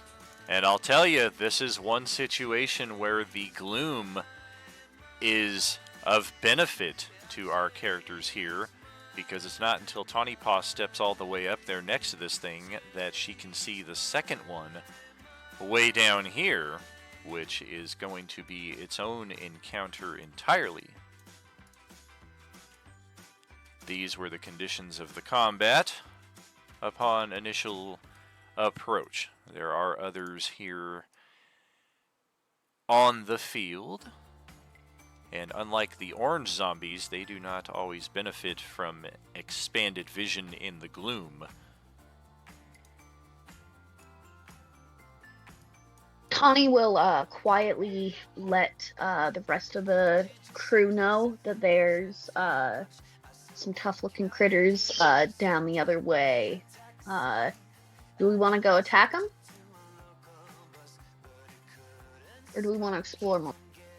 Its passive perception does not appear to spot what you have done up there, despite going into a rage and making a decent amount of noise. Its attention appears to be focused a bit more in this direction. Does it have anything cool on its body, the thing I just killed? Oh, let's check. And I'll probably... It's got a pretty wicked looking greatsword. Pocket that. Yeah, just putting a giant sword in your pocket. I make my own clothes, so that means I get pockets. I mean, for us to explore, we kind of have to, like, take out the competition a little bit. Go kill that guy. Yeah, I think we're Okay, gonna well, have to. I've got some distance on me, so I can go engage that guy, probably. Start taking some damage from him.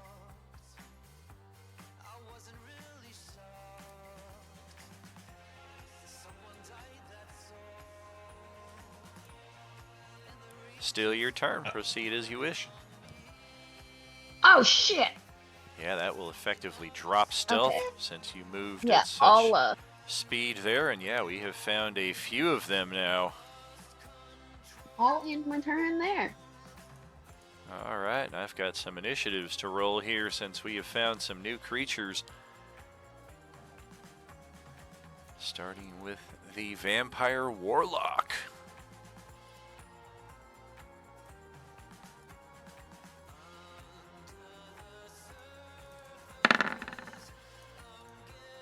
Vampire Spawn already rolled one. Mind Drinker Vampire. Not really that good. And how about you? Oh, that is pretty solid. We're going to readjust the initiative here. And we're going to take this back at the top. We had some held actions. And we're going to treat those as actual held and not readied actions. Technically that's a 3E mechanic, but I still like to use it on occasion. The Hawk, you belayed your turn for Tawny Paw to take hers. Do you want to do anything now? You can hear some vampiric screeches coming out of the gloom ahead of you, even if you don't see any of them. There are multiple vampires shrieking in Tawny Paw's response. All you did was move. Okay, I will Really try want to this door down here. Alright, it's got a pretty solid lock on this side. It is a manual lock, but it will take a bonus action for you to unlock it. I'll use my bonus action to unlock it. Alright, free interaction to open. And you can see here from the other side, it's got another one of those hand readers on the front door. Okay, I'm just gonna... Well, let's see. How much did I move here?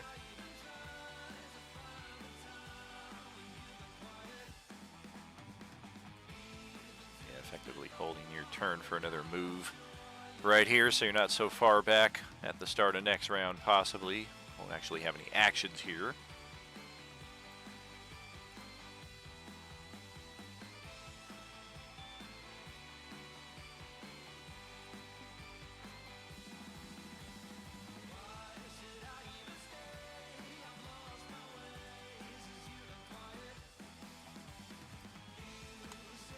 Alright, what's up? What's going on? Let's see what we got here.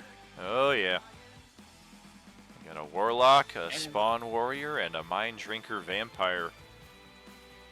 Alright, well, I can't really do anything else since I used my bonus action, so I'll end my turn. Alright. Open semi-truck here as well. Now the assassin spawn will take its turn. And we are just always in sneaky sneak mode, such is the nature. Alright.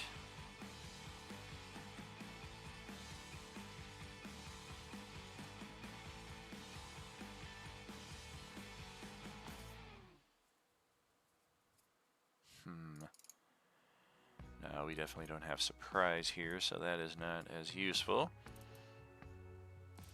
We're gonna rush out to here. Oh, I see. It's gonna drop our stealth as well because of how quickly we moved.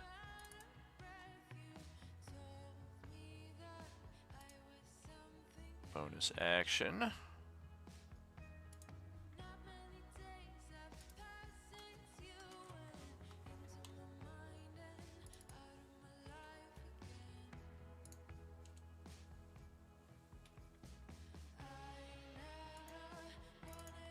Is the hawk flying, or is he on the ground?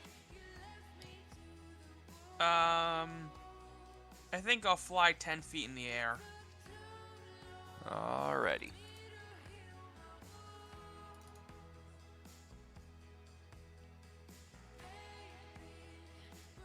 Well, shoot. Sorry, I didn't think to say that earlier. That's all good. Got 10, 20. Yeah, this thing is actually going to climb 10 feet and ascend to the top of the semi-truck here. And it's going to throw itself off and take its attacks in mid-air against the hawk before touching down right there. Ah, shit. We're going to go for a...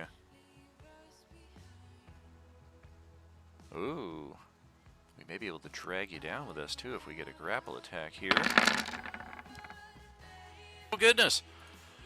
Yeah, I think we will. We're going to do that, but this is going to be a reactionary grapple here, because normally I can't drag you along with me without some kind of resistance on your side, so you get an athletics or acrobatics check. DC is 13. Yep, so we're going to try to drag you down here, but that's not going to happen. We were going to try to bite you if we had that grapple established, but with that not being the case, we will stab out with a magical short sword, which is not going to touch your armor class, and then we touch down to the ground. Wah, wah, wah. That's it for the assassin spawn. We'll pass it over to Alaric up here. Alrighty, I'm going to... Nope, that's not that. Okay, we're gonna make our way down here. Okay. Ew. That is. Okay, I'm gonna come right here, and I gotta measure something real quick.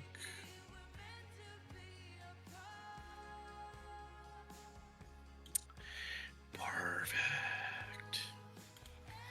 I am going to use my Wakened Dragon's Breath.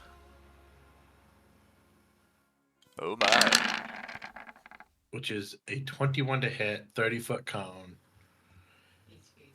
DC 18. I don't think that should have an attack roll. I think it's just told me it did. I think it's just, yeah, it's weird. Sometimes they do that on mine too, but that's an AoE. So like anything else, it's just a dex save. You don't have to hit their AC. That would be bullshit if DC you did. 18 dex save. But it says 16. Yeah, but the top one says 18. I don't see that box. I have a rare eye condition that I only see the first, third, and fourth boxes on vertically stacked boxes like that. Oh, I can move that one up to the first one then. Oh, okay, but then I won't see your attack roll. I mean, that's true. All right, so but I don't need the attack roll, so. Let's see. Okay, so you'll just be able to clip this guy with the front part of the cone. And the Mind Drinker with the back end of it. Oh, I thought you were blasting it into the facility here. My bad. Nope. The back end, the spawn and the drinker. Gotcha. Good to know. All right, spawn. There you are. We have this going. So that'll happen. And then the Mind Drinker will try. Nope. Okay, dex save. Jeez Louise. So that's radiant damage. Take half damage there. And then radiant damage. We are not resistant nor vulnerable. Okay, yeah, it'll just so be 15 damage. Yep. Very good. We'll take that. Good portion of its hit points anyway. Yeah. And then I don't think I have anything I can do for my bonus action. That will be the end of my turn. Alrighty. Let's check in with don't Krill. forget the Vampire Spawn Assassin hit points. Oh, that's right. We made our save. Likewise, nothing specific there. 15. Oh, wait, no. You took evasion. I'm sorry. Oh, that's right. That's right. All right. So, yeah, over to Krill's turn here. Right, Krill moves down to the because there's Dread Ambush here, he gets an extra 10 feet. Very good. And can I use a reaction now? A reaction? Maybe. Yes. Because I want to use my unique skill, my Shadow Step.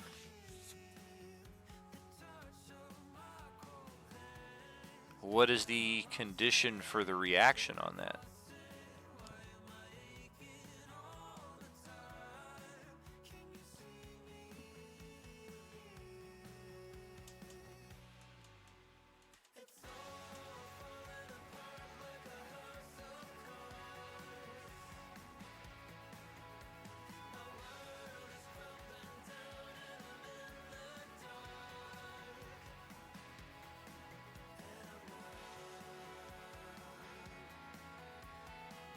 One second.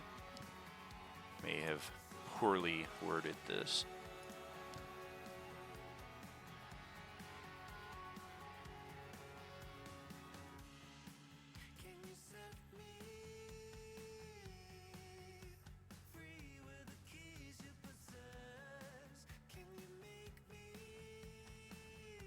Yes, that's on. That's on me. Reactions always have a trigger specification, which I did not post in there. The intent for that was when attacked as a reaction, kind of a way to stymie people who try to get attacks off on you. That's why I asked if I can use it or not. Yeah. Let me just change that real quick. Yeah, that is the more specific version right there. That is one of the flaws with the unique power system, is we are kind of play testing them in progress, but we eventually get there. So I guess the answer in that is no, because there's you've not been attacked on your turn here, but should you be attacked on your turn, then absolutely.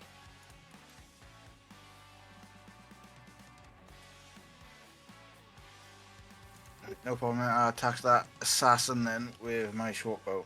Okay.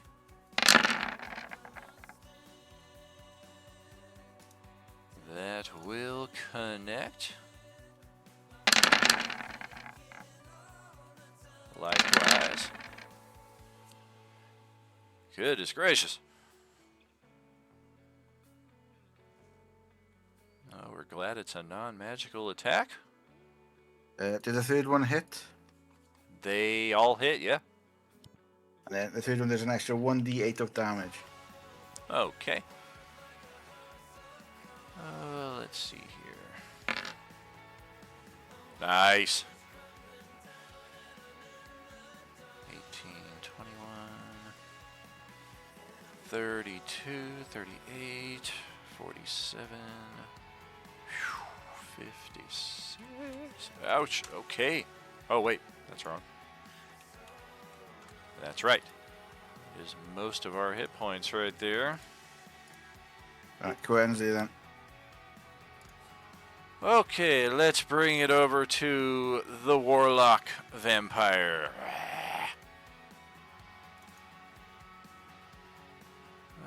Okay. Nope. Nope.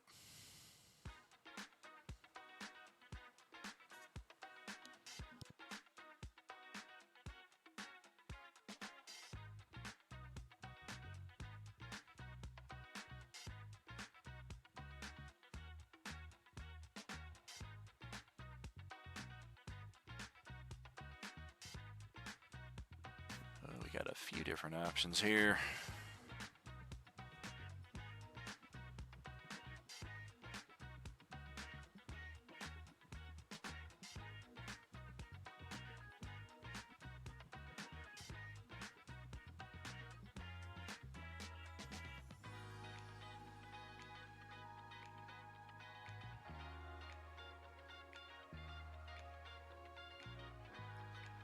I call bullshit. I'm playing a Vampire Warlock and I don't have Eldritch Blast.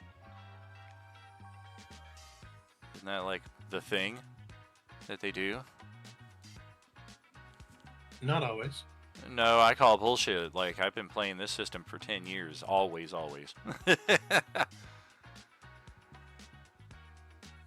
Okay.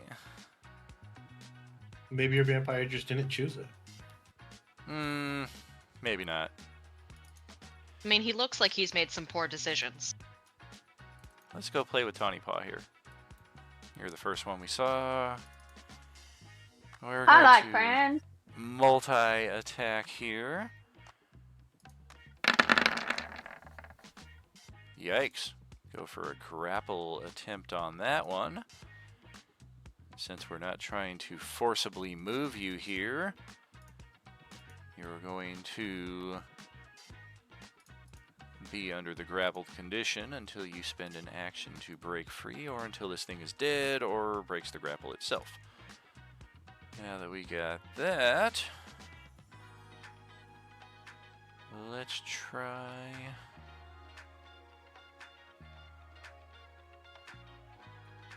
What's the one? And that was if I had you grappled.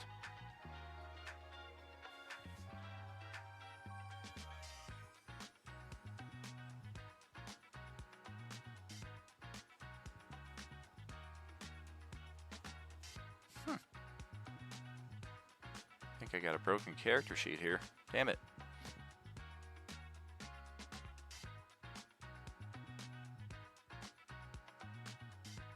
Yeah, I gotta do a quick fix here.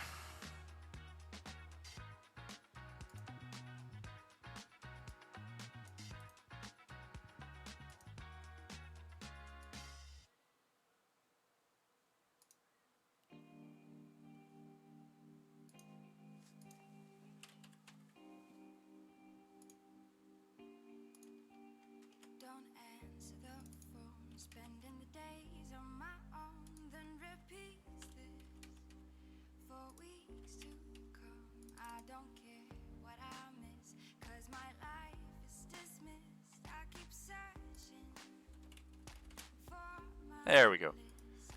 Now that we have you grappled, we can try for the bite attack. And similar... Oh, nope, that is incorrect. So yeah, that's not a natural 20. That's a 23 to bite Tawny Paw there. And you are going to have a hit point reduction to the tune of 18, or nope, 16, I believe, since you'll reduce that piercing down to 1, but still take the 15 necrotic, is that correct? Yes. Okay, so we're going to put a red health bar of 16 there to indicate that is the health reduction you cannot regain until after your next long rest. We would have gained that 16 HP back, but we are currently uninjured. And then we're going to move on to one of our special abilities.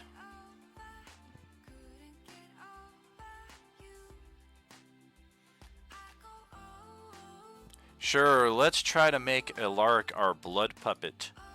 Let's target the cleric with a wisdom saving throw or be dominated as if the victim of a dominate person spell.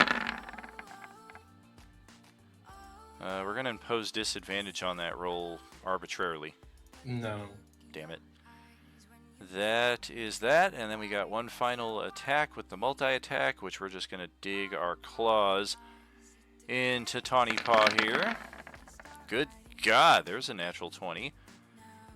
Good thing it's all Gosh, that's just obsessed with me. Right? I mean, look at that smile, come on. Yeah, blame him. This is, you do reduce this though, so it's 5 whole damage off of that crit, 3 plus 2. And that's it for the Warlock. That'll pass it over to the Spawn Warrior. The second one, who's wondering where his brother is at, not knowing that Tawny Paw just assassinated him for no reason. He was on his way to church. Your brother's gone to hell. I was on my way to church. I was minding my own business. Can't catch me, blood. Wait, if a vampire's on his way to church, does that mean he's on his way to die? Exactly. I regret everything. Let's see. Spawn Warrior. I can take him to church. Is going to move out. 30 feet. That is 20 of my 30. So we're going to have to do a little bit of this. Put ourselves in a flank position here because we really want to get a piece of this holy guy right here. This guy's just rubbing us the wrong way. We don't like your face. Plus he showed up butt naked to the battle. Who does that? A lot of people. We're going to test your armor class there and realize that's not good. Try it again. Oh, damn. That just hits. Actually, question. They are not demons or devils, correct? We are not. We are undead. Okay. All right. And yes, that just hits. Slash out a little bit there for 9 damage, 6 of which you'll get back on your turn. Okay, that's it for the Spawn. That'll pass it over to Sahar. Lovely. Fuck him up. Oh, damn.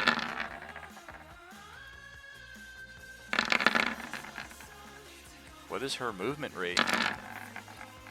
She has, I believe, 70. 70? Good gracious. That is a hit, and I think 18. Yep, also a hit. Surely I have the shield spell since I don't have Eldritch Blast. I don't have the shield spell. I'm going to use my He's disguise like a spell. hipster vampire. I don't like that. Nah, they ain't doing nothing.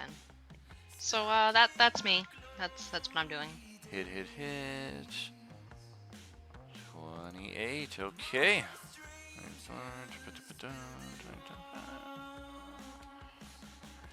Ouch. That hurts.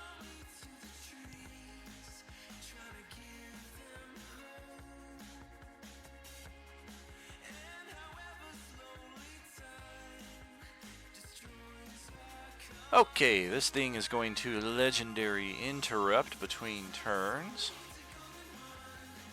We're going to use Call the Blood with 2 actions.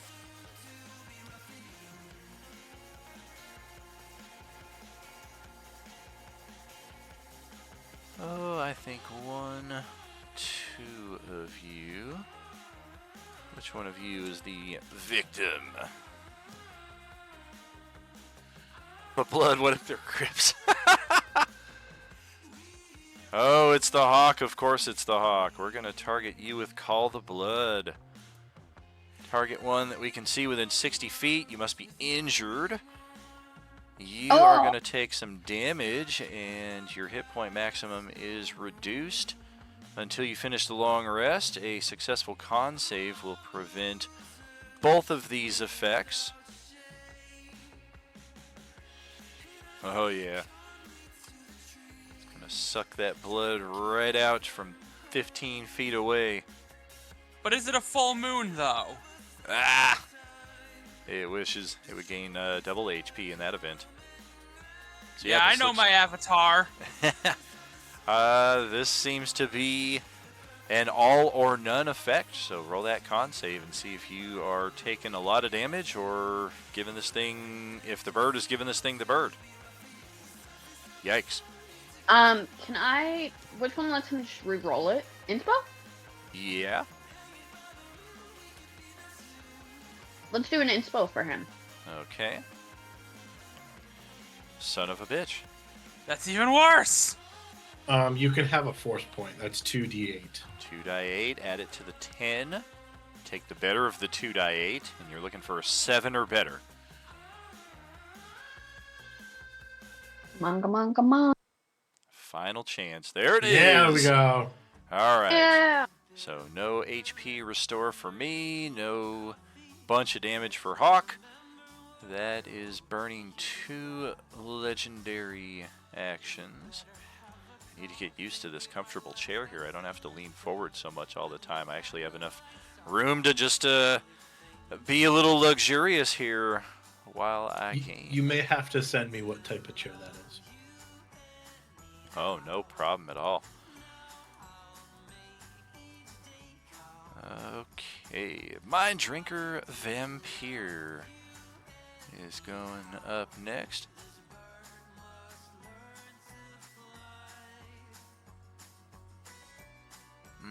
That's right. If I have previously done that, so we're going to have to get that ball rolling. Ooh, and I have a 30-foot hover speed, so I can include the Hawk on that if I want. 30 feet, 10, 20. Okay, which one of you? Yeah, Vampire. Looks like Tawny Paw is the target of this thing's desires. We're actually going to hover 5 feet high as well. Still in melee reach, but just a little flavor backdrop there. Do you have a height complex or something? Oh, we do. Wearing lifts. We're going to try a... nope, we're not going to try that. We're going to try an unarmed strike attack. That's a miss. We'll try a second one. Oh, that's even worse.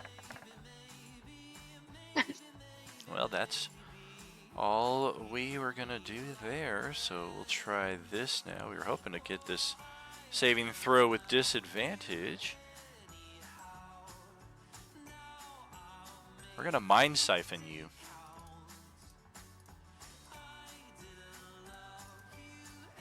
intelligence saving throw from Tawny Paw. Would have been with disadvantage if we had gotten a grapple and a bite attack off on you, but we didn't.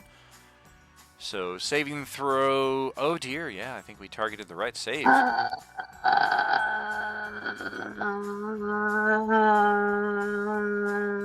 All inspo that.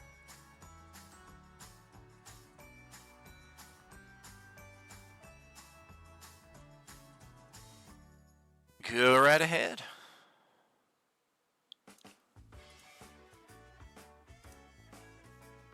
Look at that. You take half damage and we discern your general emotional state. What is your general emotional state? Horny. Oh, I was hoping. I believe she's raging too. What is that? Is that a different form of hangry? Alright, so that is going to be 10 psychic damage right there, and we discern a desirable emotional state. Have a little private chat after the session there. And we'll pass it over to Radapru here, all the way in the back. Yo, don't forget about me. I almost did.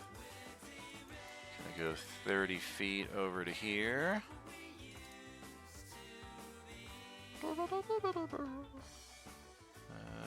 30 feet move. I think we're action dashing here unless we got...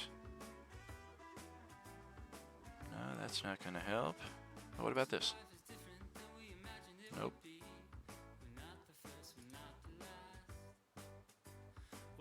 Ah, that doesn't help either. Alright, yeah, we're going to action dash. Get ourselves over here, start up a loose flank on the Hawk side of things with the Spawn Warrior. And we'll pass it to the top of the next round. The Hawk is up. Okay. If I move away from this, from the Vampire Warrior and the Assassin, do I provoke attack of opportunity if I am flying? At 10 feet, you do not. Bitchin'. So I am going to move towards the Vampire Mind, whatever the Vampire Warlock dude. Right. And I am going to kick the shit out of him for trying to suck the Hawk's blood. Oh dear. Valid. And this will include my extra attack. You have any idea how long it's been since I've had poultry? Oh, damn it! Oh, damn it. Take this, bitch! Ouch! That hurts. That's 23 points of damage because it shorted you on your crit side. That should be 9 plus 6, not 9 plus 1. Alright. Well, that hurts. And we'll end my turn. Alright. We're going to legendary gonna respond. mug the Warlock. Yeah, we're going to burn our third legendary here. We're going to try and... I'm assuming you descended to 5 feet, though, to attack this thing so you could get within melee, or do you have a 10-foot reach? Yeah, I'll descend to 5 feet. Sorry. Gotcha, gotcha. That way I'm just going as my brain moves. All good. That way I can retort.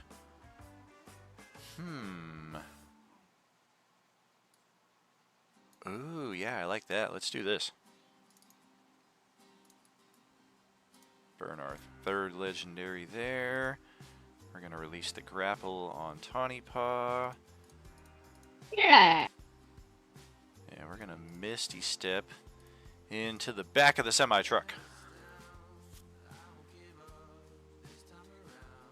Strange. Interesting containers in the back here. We will pass it to Ilaric's turn. Your assassin wasn't gonna go? Oh, I guess they do get to go. Yeah, you did the interrupt and never took your assassin's turn. My lord, I thought we had a better rapport than that.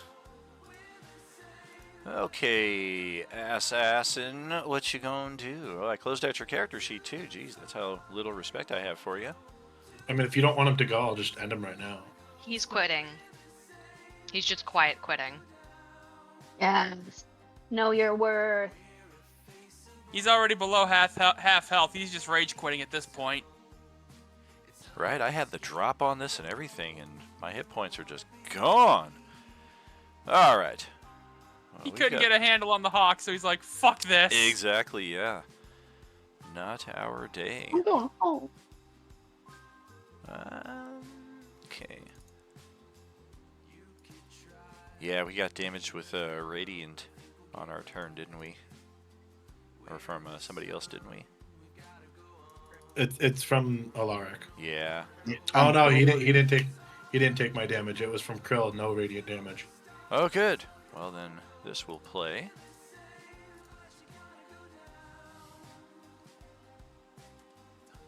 Okay. Yeah, we're pretty limited here. We're gonna try a short sword stab on Alaric after a brief adjustment for flank. Short sword +1. Nope. A claw attack. Not quite. That's our turn right there. Now it's Alaric's turn. Alaric just yawns a little bit. And then just swings at him. So for 17. Ouch. 16 AC. And that's That hurt. radiant damage. Oh, okay.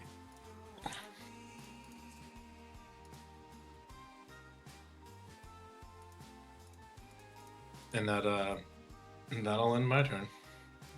Okay, Tawny Paw up next.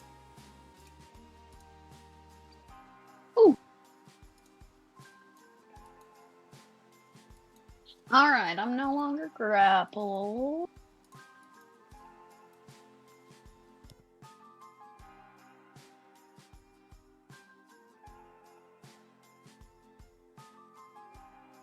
Is the hawk within 5 feet of the Mind Drinker vampire right now? Yes, with indeed. elevation? Okay.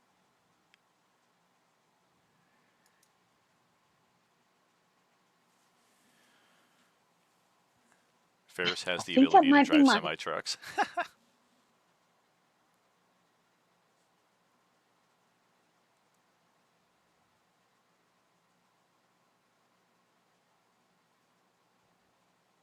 I'm sorry, go ahead. Oh no, you're good. I'm also puzzling things over. I have my fire axe, but it'll splash Sahar and the hawk, and the hawk doesn't have a ton of health. Ooh, fire have roasted some chicken. Ooh. Didn't you just grab a greatsword as well? Nobody calls the hawk chicken. Oh, I did grab that great sword.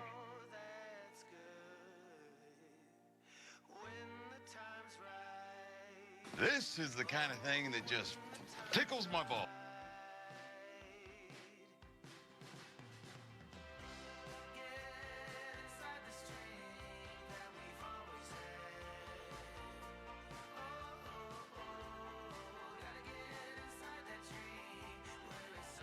Okay, yeah, I'll just attack twice with a great sword.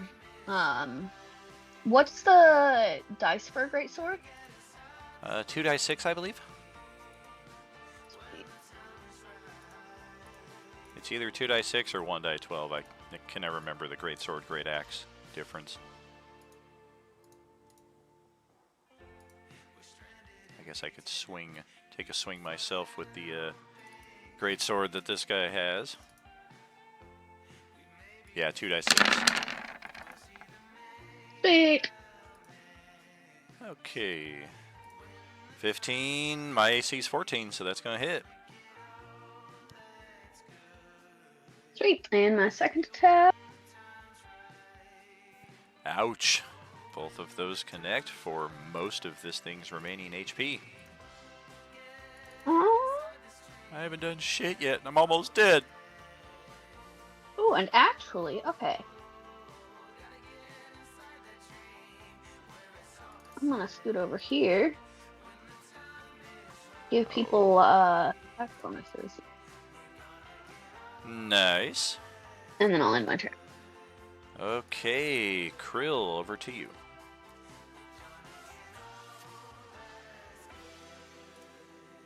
Krill moves in then, and then he attacks with his rapier. Ow. Oh, man. Yeah, exactly. We need a neutral third party to bring in a lightning bolt.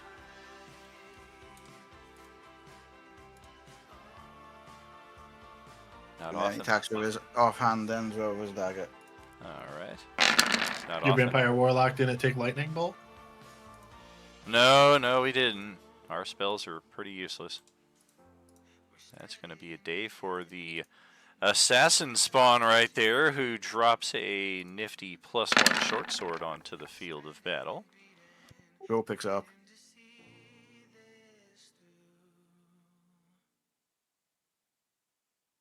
Nice.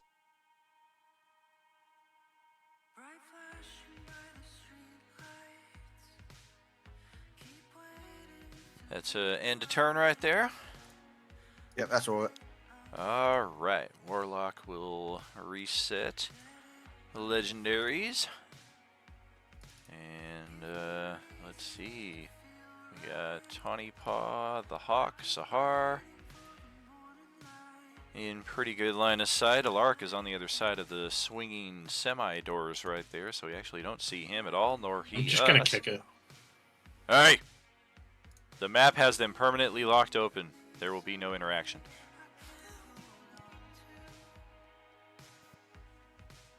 Warlock is... How do I have level 5 spells but no level 3 or level 4 spells? Riddle me this. Ooh, maybe we'll try to dominate Alaric again. That went well. Can he see me on the other side of the door? No, I definitely cannot. We're going to try to call for Tawny Paw. Call for her blood this time around. A con save from the Barbarian. Poor choice, Warlock. Jeez. Failed save. I'll add a hero point to that. Force point. Go ahead. Force point. 2 die And what 6. are those now? It'll be 2 die 6. Take the better of the 2. Just don't roll snake eyes.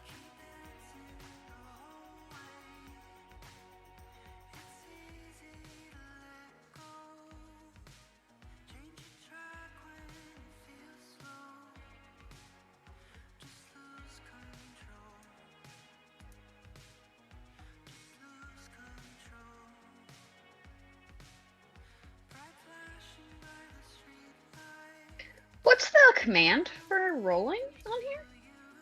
It is /R space, and then the dice combination. I was doing an exclamation.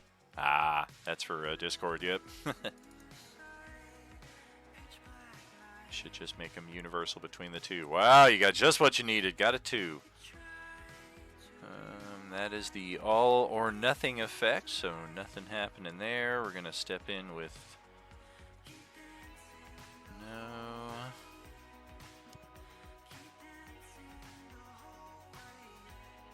Yeah, we'll step in with some melee attacks now. Go after the same target. No flank.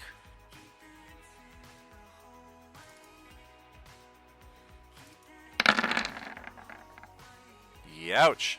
Well, I guess we're going to have to do a third one of those since we couldn't get a single connection. There we go. We finally got a hit. But it's only a grapple. Because we're going to try and bite you next time around.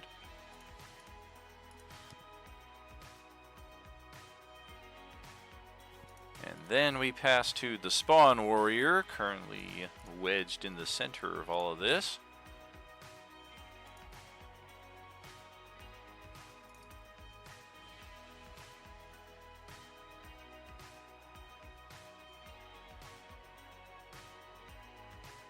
Not a whole lot we got going on here.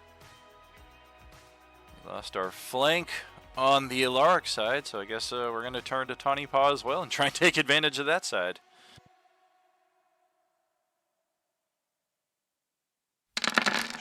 claw attack. Nope. Try for another claw attack. I think not. That is our turn. Pass it to Sahar. Now here's the real question. Is Mr. Mind Drinker wearing anything metal? Let's see. I have natural armor. I don't even have a weapon in hand. I do have my lifetime membership badge to the Metallica fan club. Ooh, that's, well, no, good choice, fair choice. Otherwise, it does not appear that it's got anything metallic on it. Let me check, just see if personal effects chances here.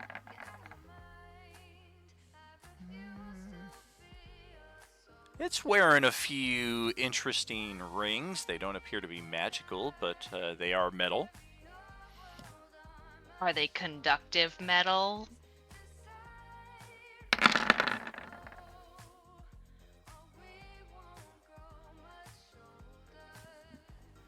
I would, probably not enough to grant advantage in this case, but thankfully you already had a flank advantage with the thing anyway. Okay. I'm going to lay on hands aggressively with lightning. Ouch! I hope I'm resistant to lightning. I'm not. Damn it. Give them the shock paddles that they give them in hospitals, but it's just your hands. Ow! My precious And it health cannot bar. take reactions until the start of its next turn. Oh.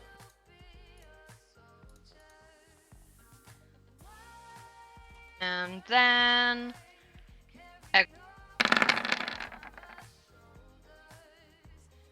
What the what?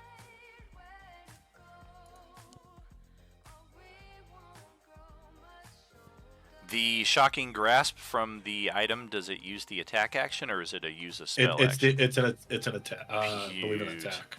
That's freaking awesome. That's going to finish us off right there. Only had 2 HP left after that shock. Bye, Mind Drinker. And then Sahar, with her movement, is going to do a little bit of a shimmy.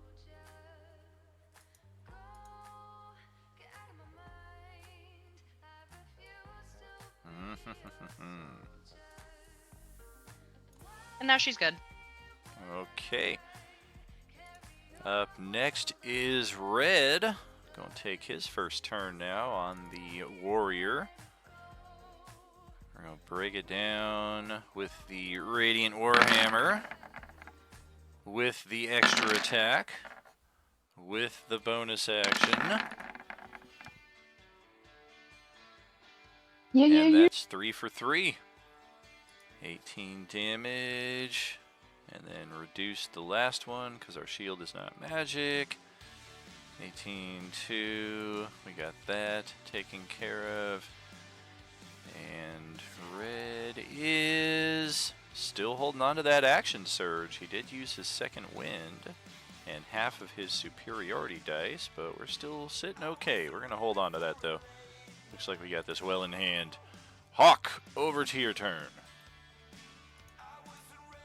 Okay. I'm going to move over here so that I have a loose flank with Tawny Paw. And then I'm going to suplex the Warlock. Oh, no, not again. So what do I need to roll to suplex the Warlock? It's going to be an unarmed attack, and that's going Is to... it grappling me? It is grappling her, yeah. Would that Yes. give it disadvantage because it can't fight him off? Possibly. And But I at have the no same idea. I'm just time, if he's spitballing. trying to suplex it, wouldn't it be Oh, that's true. harder? You don't really can. Plus, I do That's have... true. It would be heavier. I do have a free hand, because I'm not carrying a weapon. Let me grapple with one hand. Oh, Oh, yeah. ego shot. Okay, so 21 is the number I'm trying to beat here. Okay. No, we are not. So that is effectively going to Okay, that's going to be an interesting one. Okay, so Tawny Paw, go ahead and roll your athletics or acrobatics. Because we're going to try to hold on to you through this grapple, and it's possible that this may inadvertently cause you some damage. Yikes. Let's see what we got. Can I give her a hero die? You can. What is my hero die again? That's a 2d6. Okay, All right, you got 2d6 to roll, Tawny Oh, Paw. thank you. Need a 5 or better on one of them. Tie goes to defender, so if you match my 16, that is good. Look at that, double 5. So that's going to break the grapple as Hawk basically rips this vampire out of the grapple. Duplexes it back over to here. And I will take that 6 damage that you rolled. And also be prone at the end of that. Now for my extra attack. Which is now at advantage because I'm prone. That's going to hit. We'll take that. And that will end my turn. Okay. The assassin is also dead, so Alaric, back to you. All right. Solid play. Let's just smack this guy with a warhammer. Oh boy. That's a natural 20. Ouch. Yeah. Oh Damn. boy. Oh. Yeah. There goes most of Sadly, I can't do another attack. Yeah, we need to get this guy some boots of speed so he gets a haste action. Well, once we level up again, I can, take my next level in fighter. But that's also radiant damage. So no taking health back on that vampire. But that will end my turn. All right. See, I don't have to shoot finger guns. I have a real gun. Just not going to shoot it at Tawny Paw. Speaking of whom, it is your turn. Yay!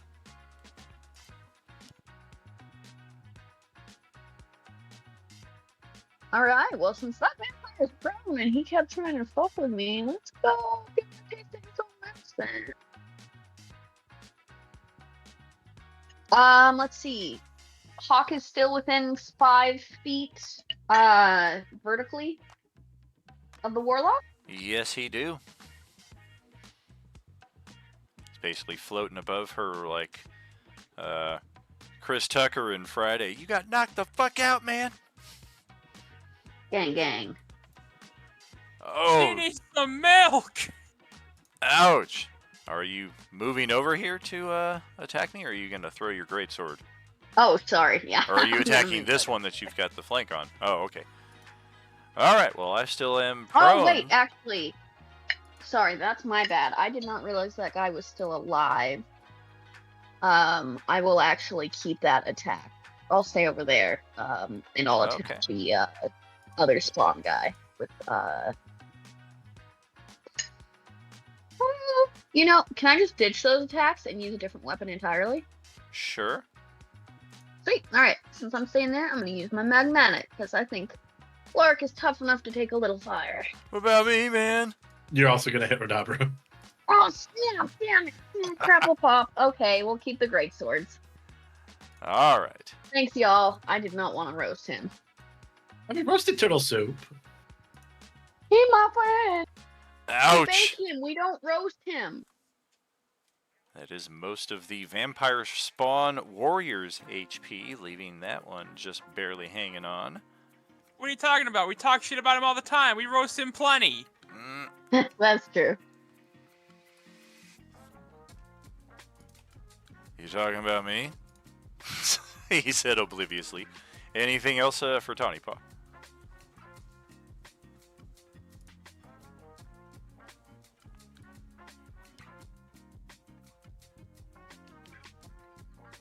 All right, Krill, go ahead.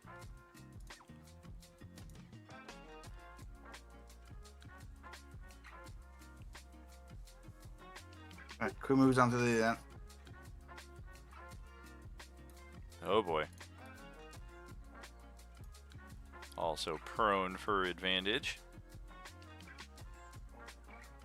Damn it, I didn't use a single legendary reaction. I could have Misty stepped out of this ages ago. Shit!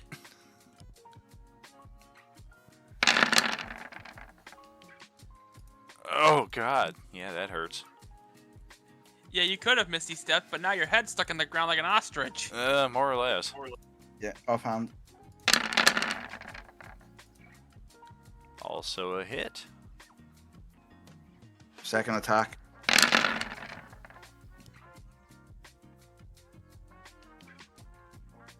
And now my question, was she surprised? She is not surprised, no. Never mind then. Let's see, 9, 6 more right there, 15, 26 more right there, ouch. Oh, God. I should have Misty stepped when I had a chance. Alright. Well, let's at least use a legendary reaction at the end of Krill's turn. And I think we're going to burn the 2 to use Call of Blood on the one who suplexed me. So let's bring another con save for the Hawk, see if I can get some of this HP back and drain some of yours. Oh boy. Have an inspo. Thank you. Still a bit shy.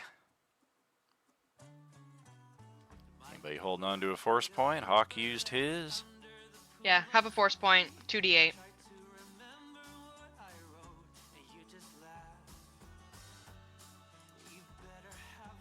Okay. Then on our turn, we will half movement to get back to our feet. Thank you. Welcome.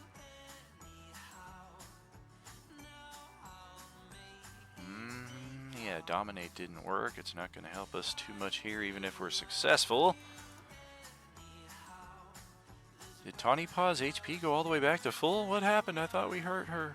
Oh, yeah, sorry. I just leveled up my characters for that comet. Oh, gotcha. Yeah, so you'll get the new hit points, but you're still down any that you did Down, take. yeah. And then any extra rages or what have you that you got are also intact. And then make sure to note on the character sheet that +1 level from Comet card. Yep. Beautiful. Yeah, let's try this again. Fuck it. It's our turn. We're going to try this on the Hawk again. You will bleed. Wow. Force point. All right. 2-8, looking for a 6 or better this time around.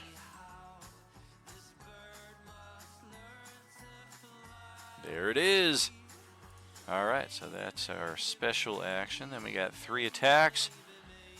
All right. I just looked him in the eye and said, no. We'll do this the long way. We're going to try and grapple. There we go. We landed a grapple on Hawk. We're going to drag you down a little closer to our level. And then go for a bite attack.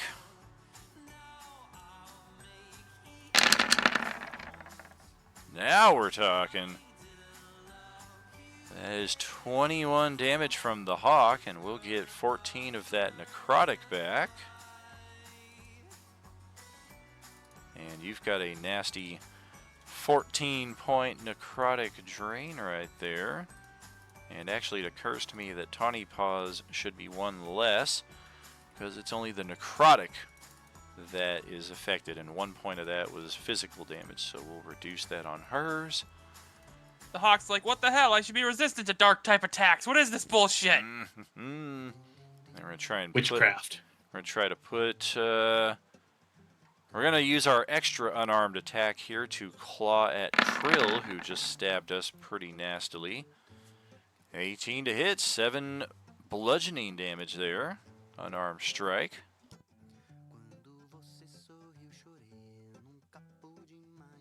Then we'll pass it back to the warrior, who is inexplicably still alive with 2 hit points. And I think Tawny Paw. Earlier, he wouldn't be alive. I think Tawny Paw has to be the target here, considering. Goodness gracious! All right, let's try that a second time.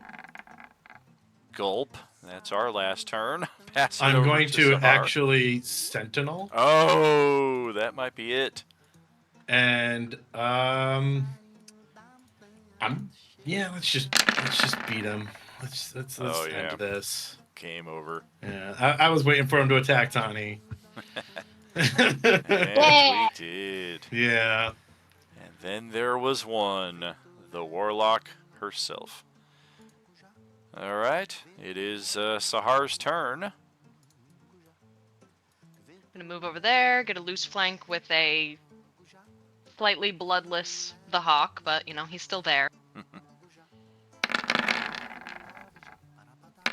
Oh boy. Oh boy. Oh wait, we stood up, so we're not. But yeah, you do have the flank. Damn it. Okay, 14, 25, 31. Oh boy. We are still hanging on. That's it for me. Might be prime opportunity for Radabru to claim a rare kill. Gonna step on over here into flank. Get off my friend!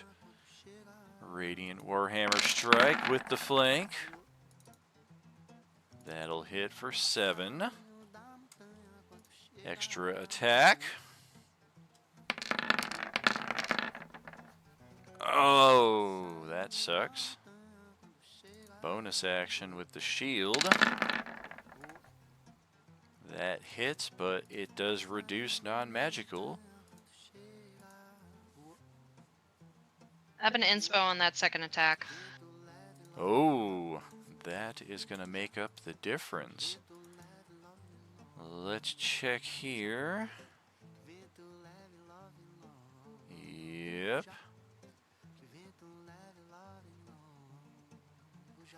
Okay.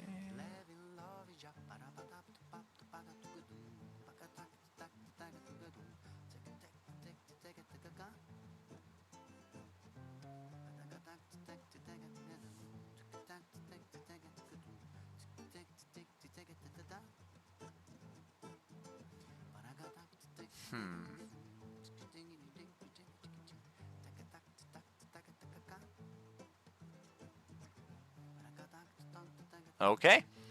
So yes, it has been reduced to mist form.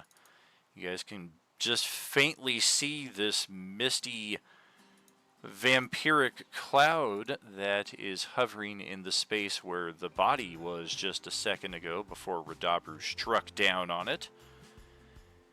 And that will bring it to Ilaric's turn. We're technically out of time for the session, but I'm just curious to see how you guys respond to the vampiric cloud before it attempts to make its escape back to its secret underground lair. Actually, you skipped my turn. That is true. Oh, Hawk is at the top. Yeah, that is correct. Yep. So it is just a floating cloud of mist here before you.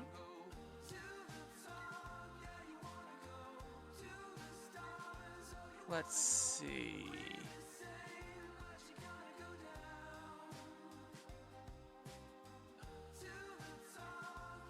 As we are out of time, we are going to restrict each turn until the vampires to 1 minute or less. I'm not going to bog it down over 20 minutes while we try to figure out how to capture or restrain this thing, but if we've got something at hand, now's the time. What if we were to dispel the mist with wind? That might work. In that case, I'll wind call it. All right. Do you have the Gust of Wind spell on your sheet posted up?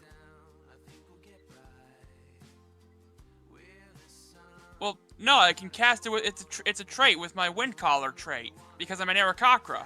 Correct. So as such, you should have the spell on your sheet, so when you make use of this ability, you can also post the spell and all the corresponding information. There we go. My bad. Okay, each creature, blah, blah, blah.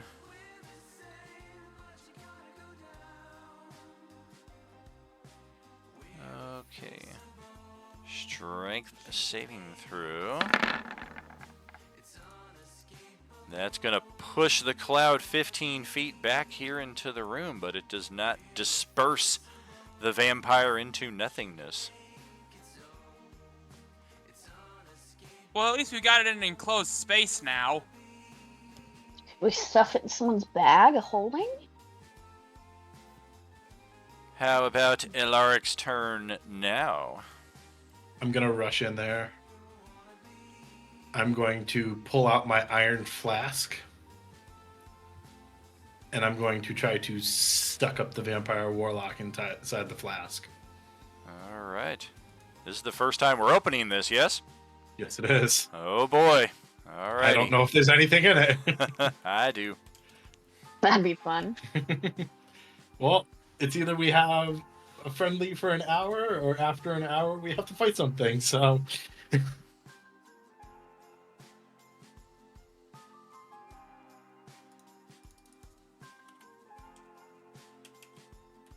So what do I need to do for that?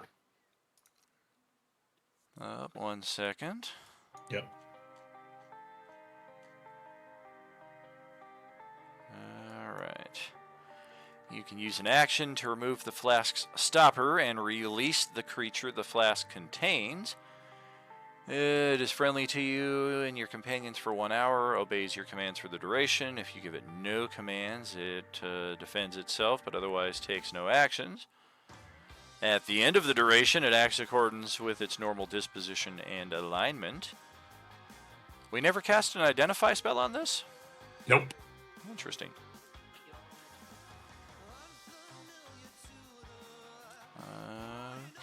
Okay.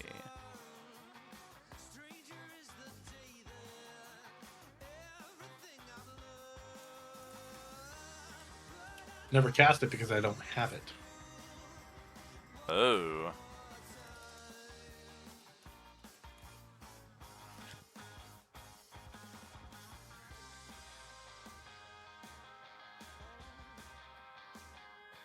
Oh yeah, this thing is no joke. Let's bring it out.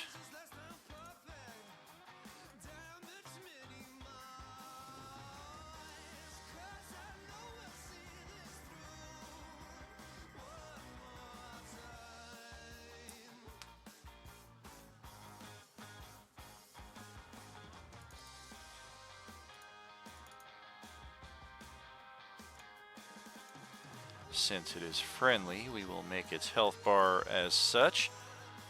But we have just summoned an Ultraloth onto the field of play. They are fickle fiends that inhabit the plains of Acheron, Gehenna, Hades, and Carceri. They act as mercenaries and are notorious for their shifting loyalties. They are the embodiments of avarice. Before serving under anyone's banner, a Yugoloth usually asks the only question on their mind: what is in it for me? Ultraloth is a specific in the Yugoloth family, neither devil nor demon. They are a third faction entirely in the abyssal infernal realms. And this thing is on our side for the next hour. Otherwise, I guess we're going to need to get it into the turn order for what little that matters at this point. 13. Yep, it matters that it's going after the mist cloud, primarily. Otherwise, anything else for Ilaric? Nope. Tawny Paw, your turn.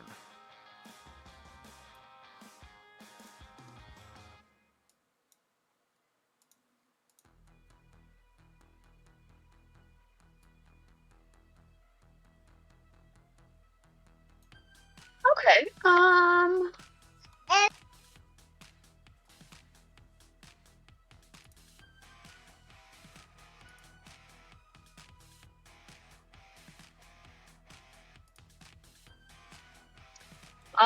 I'm gonna see if fire does anything for them. Okay. Do we know if that would work? Offhand, we don't. We've never encountered a defeated vampire in its mist form before.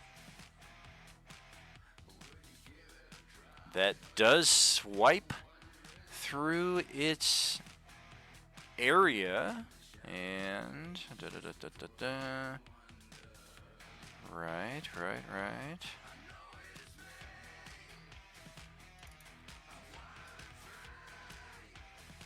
It does affect the cloud, but at the same time, since this thing is at 0 hit points, you're kind of feeling like you could just swipe at it forever with a magical weapon, and it probably would have little to no effect overall, because you're trying to deal damage on something that's already at the end of its rope.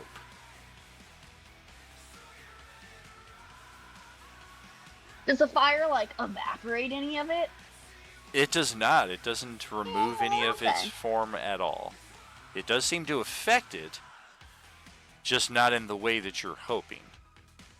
Technically, this thing can turn into this misty form while it still has hit points, and if you had damaged it in that state, it would have had a normal effect for all of the damage shown.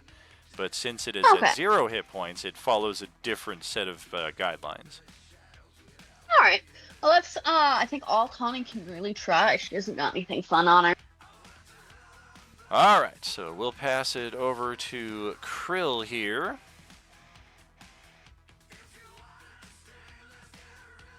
Krill moves it, and then he's going to try chucking an ice crystal at it. Okay.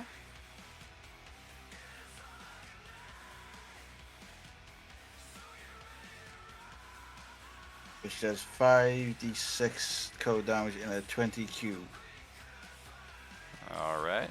Guessing we're like trying to toss it over onto this truck over here and clip her on the back corner of it. Yeah. Yeah, that's pretty decent AoE right there. That truck is not enjoying that. Just trying to freeze it, like.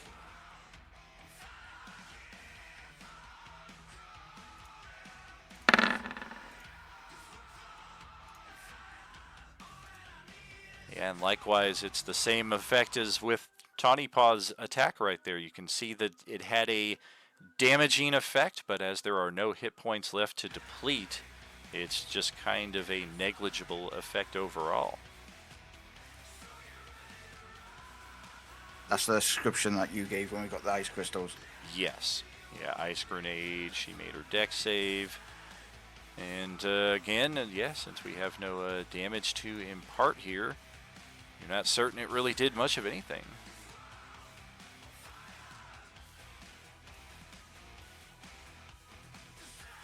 And with that, the Warlock will take its turn. It will first go for a disengage and then try to get the F out of here in Misty shape.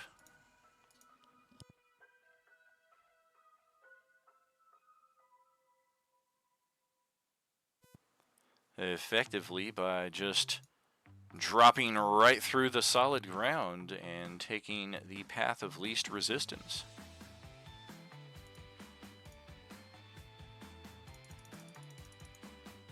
And that can effectively drop our turn order, leave us with the remainder of this research site to explore. But that will be for next time around. No initiative needed to track. Nothing in that regard. Get our closing ceremonies underway. Get y'all off of this map. Back to our starting page. Back to our ending page. And that is week 20.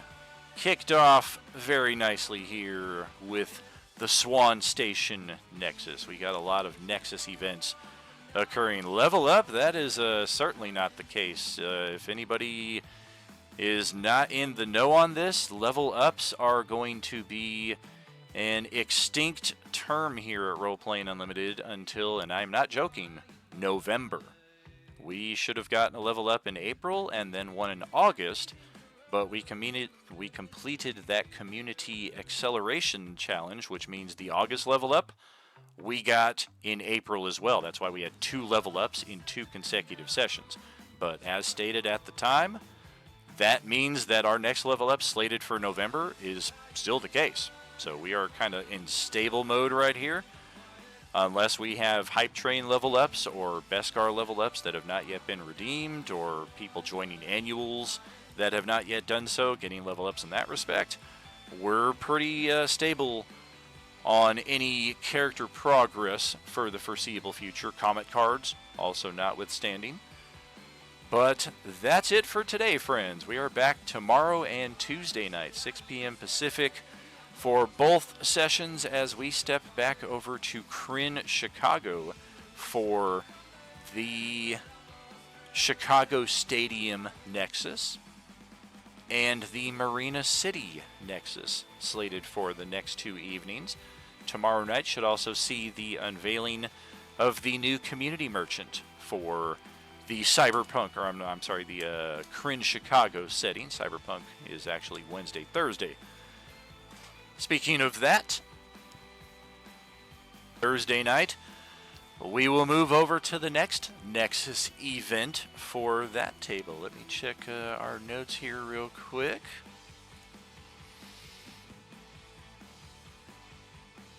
The Kazumiri Nexus, yes, indeed. The Thursday table finally approaching the Cyberpunk City, moving out of the feudal Japan side of that table over to the Cyberpunk side of that table.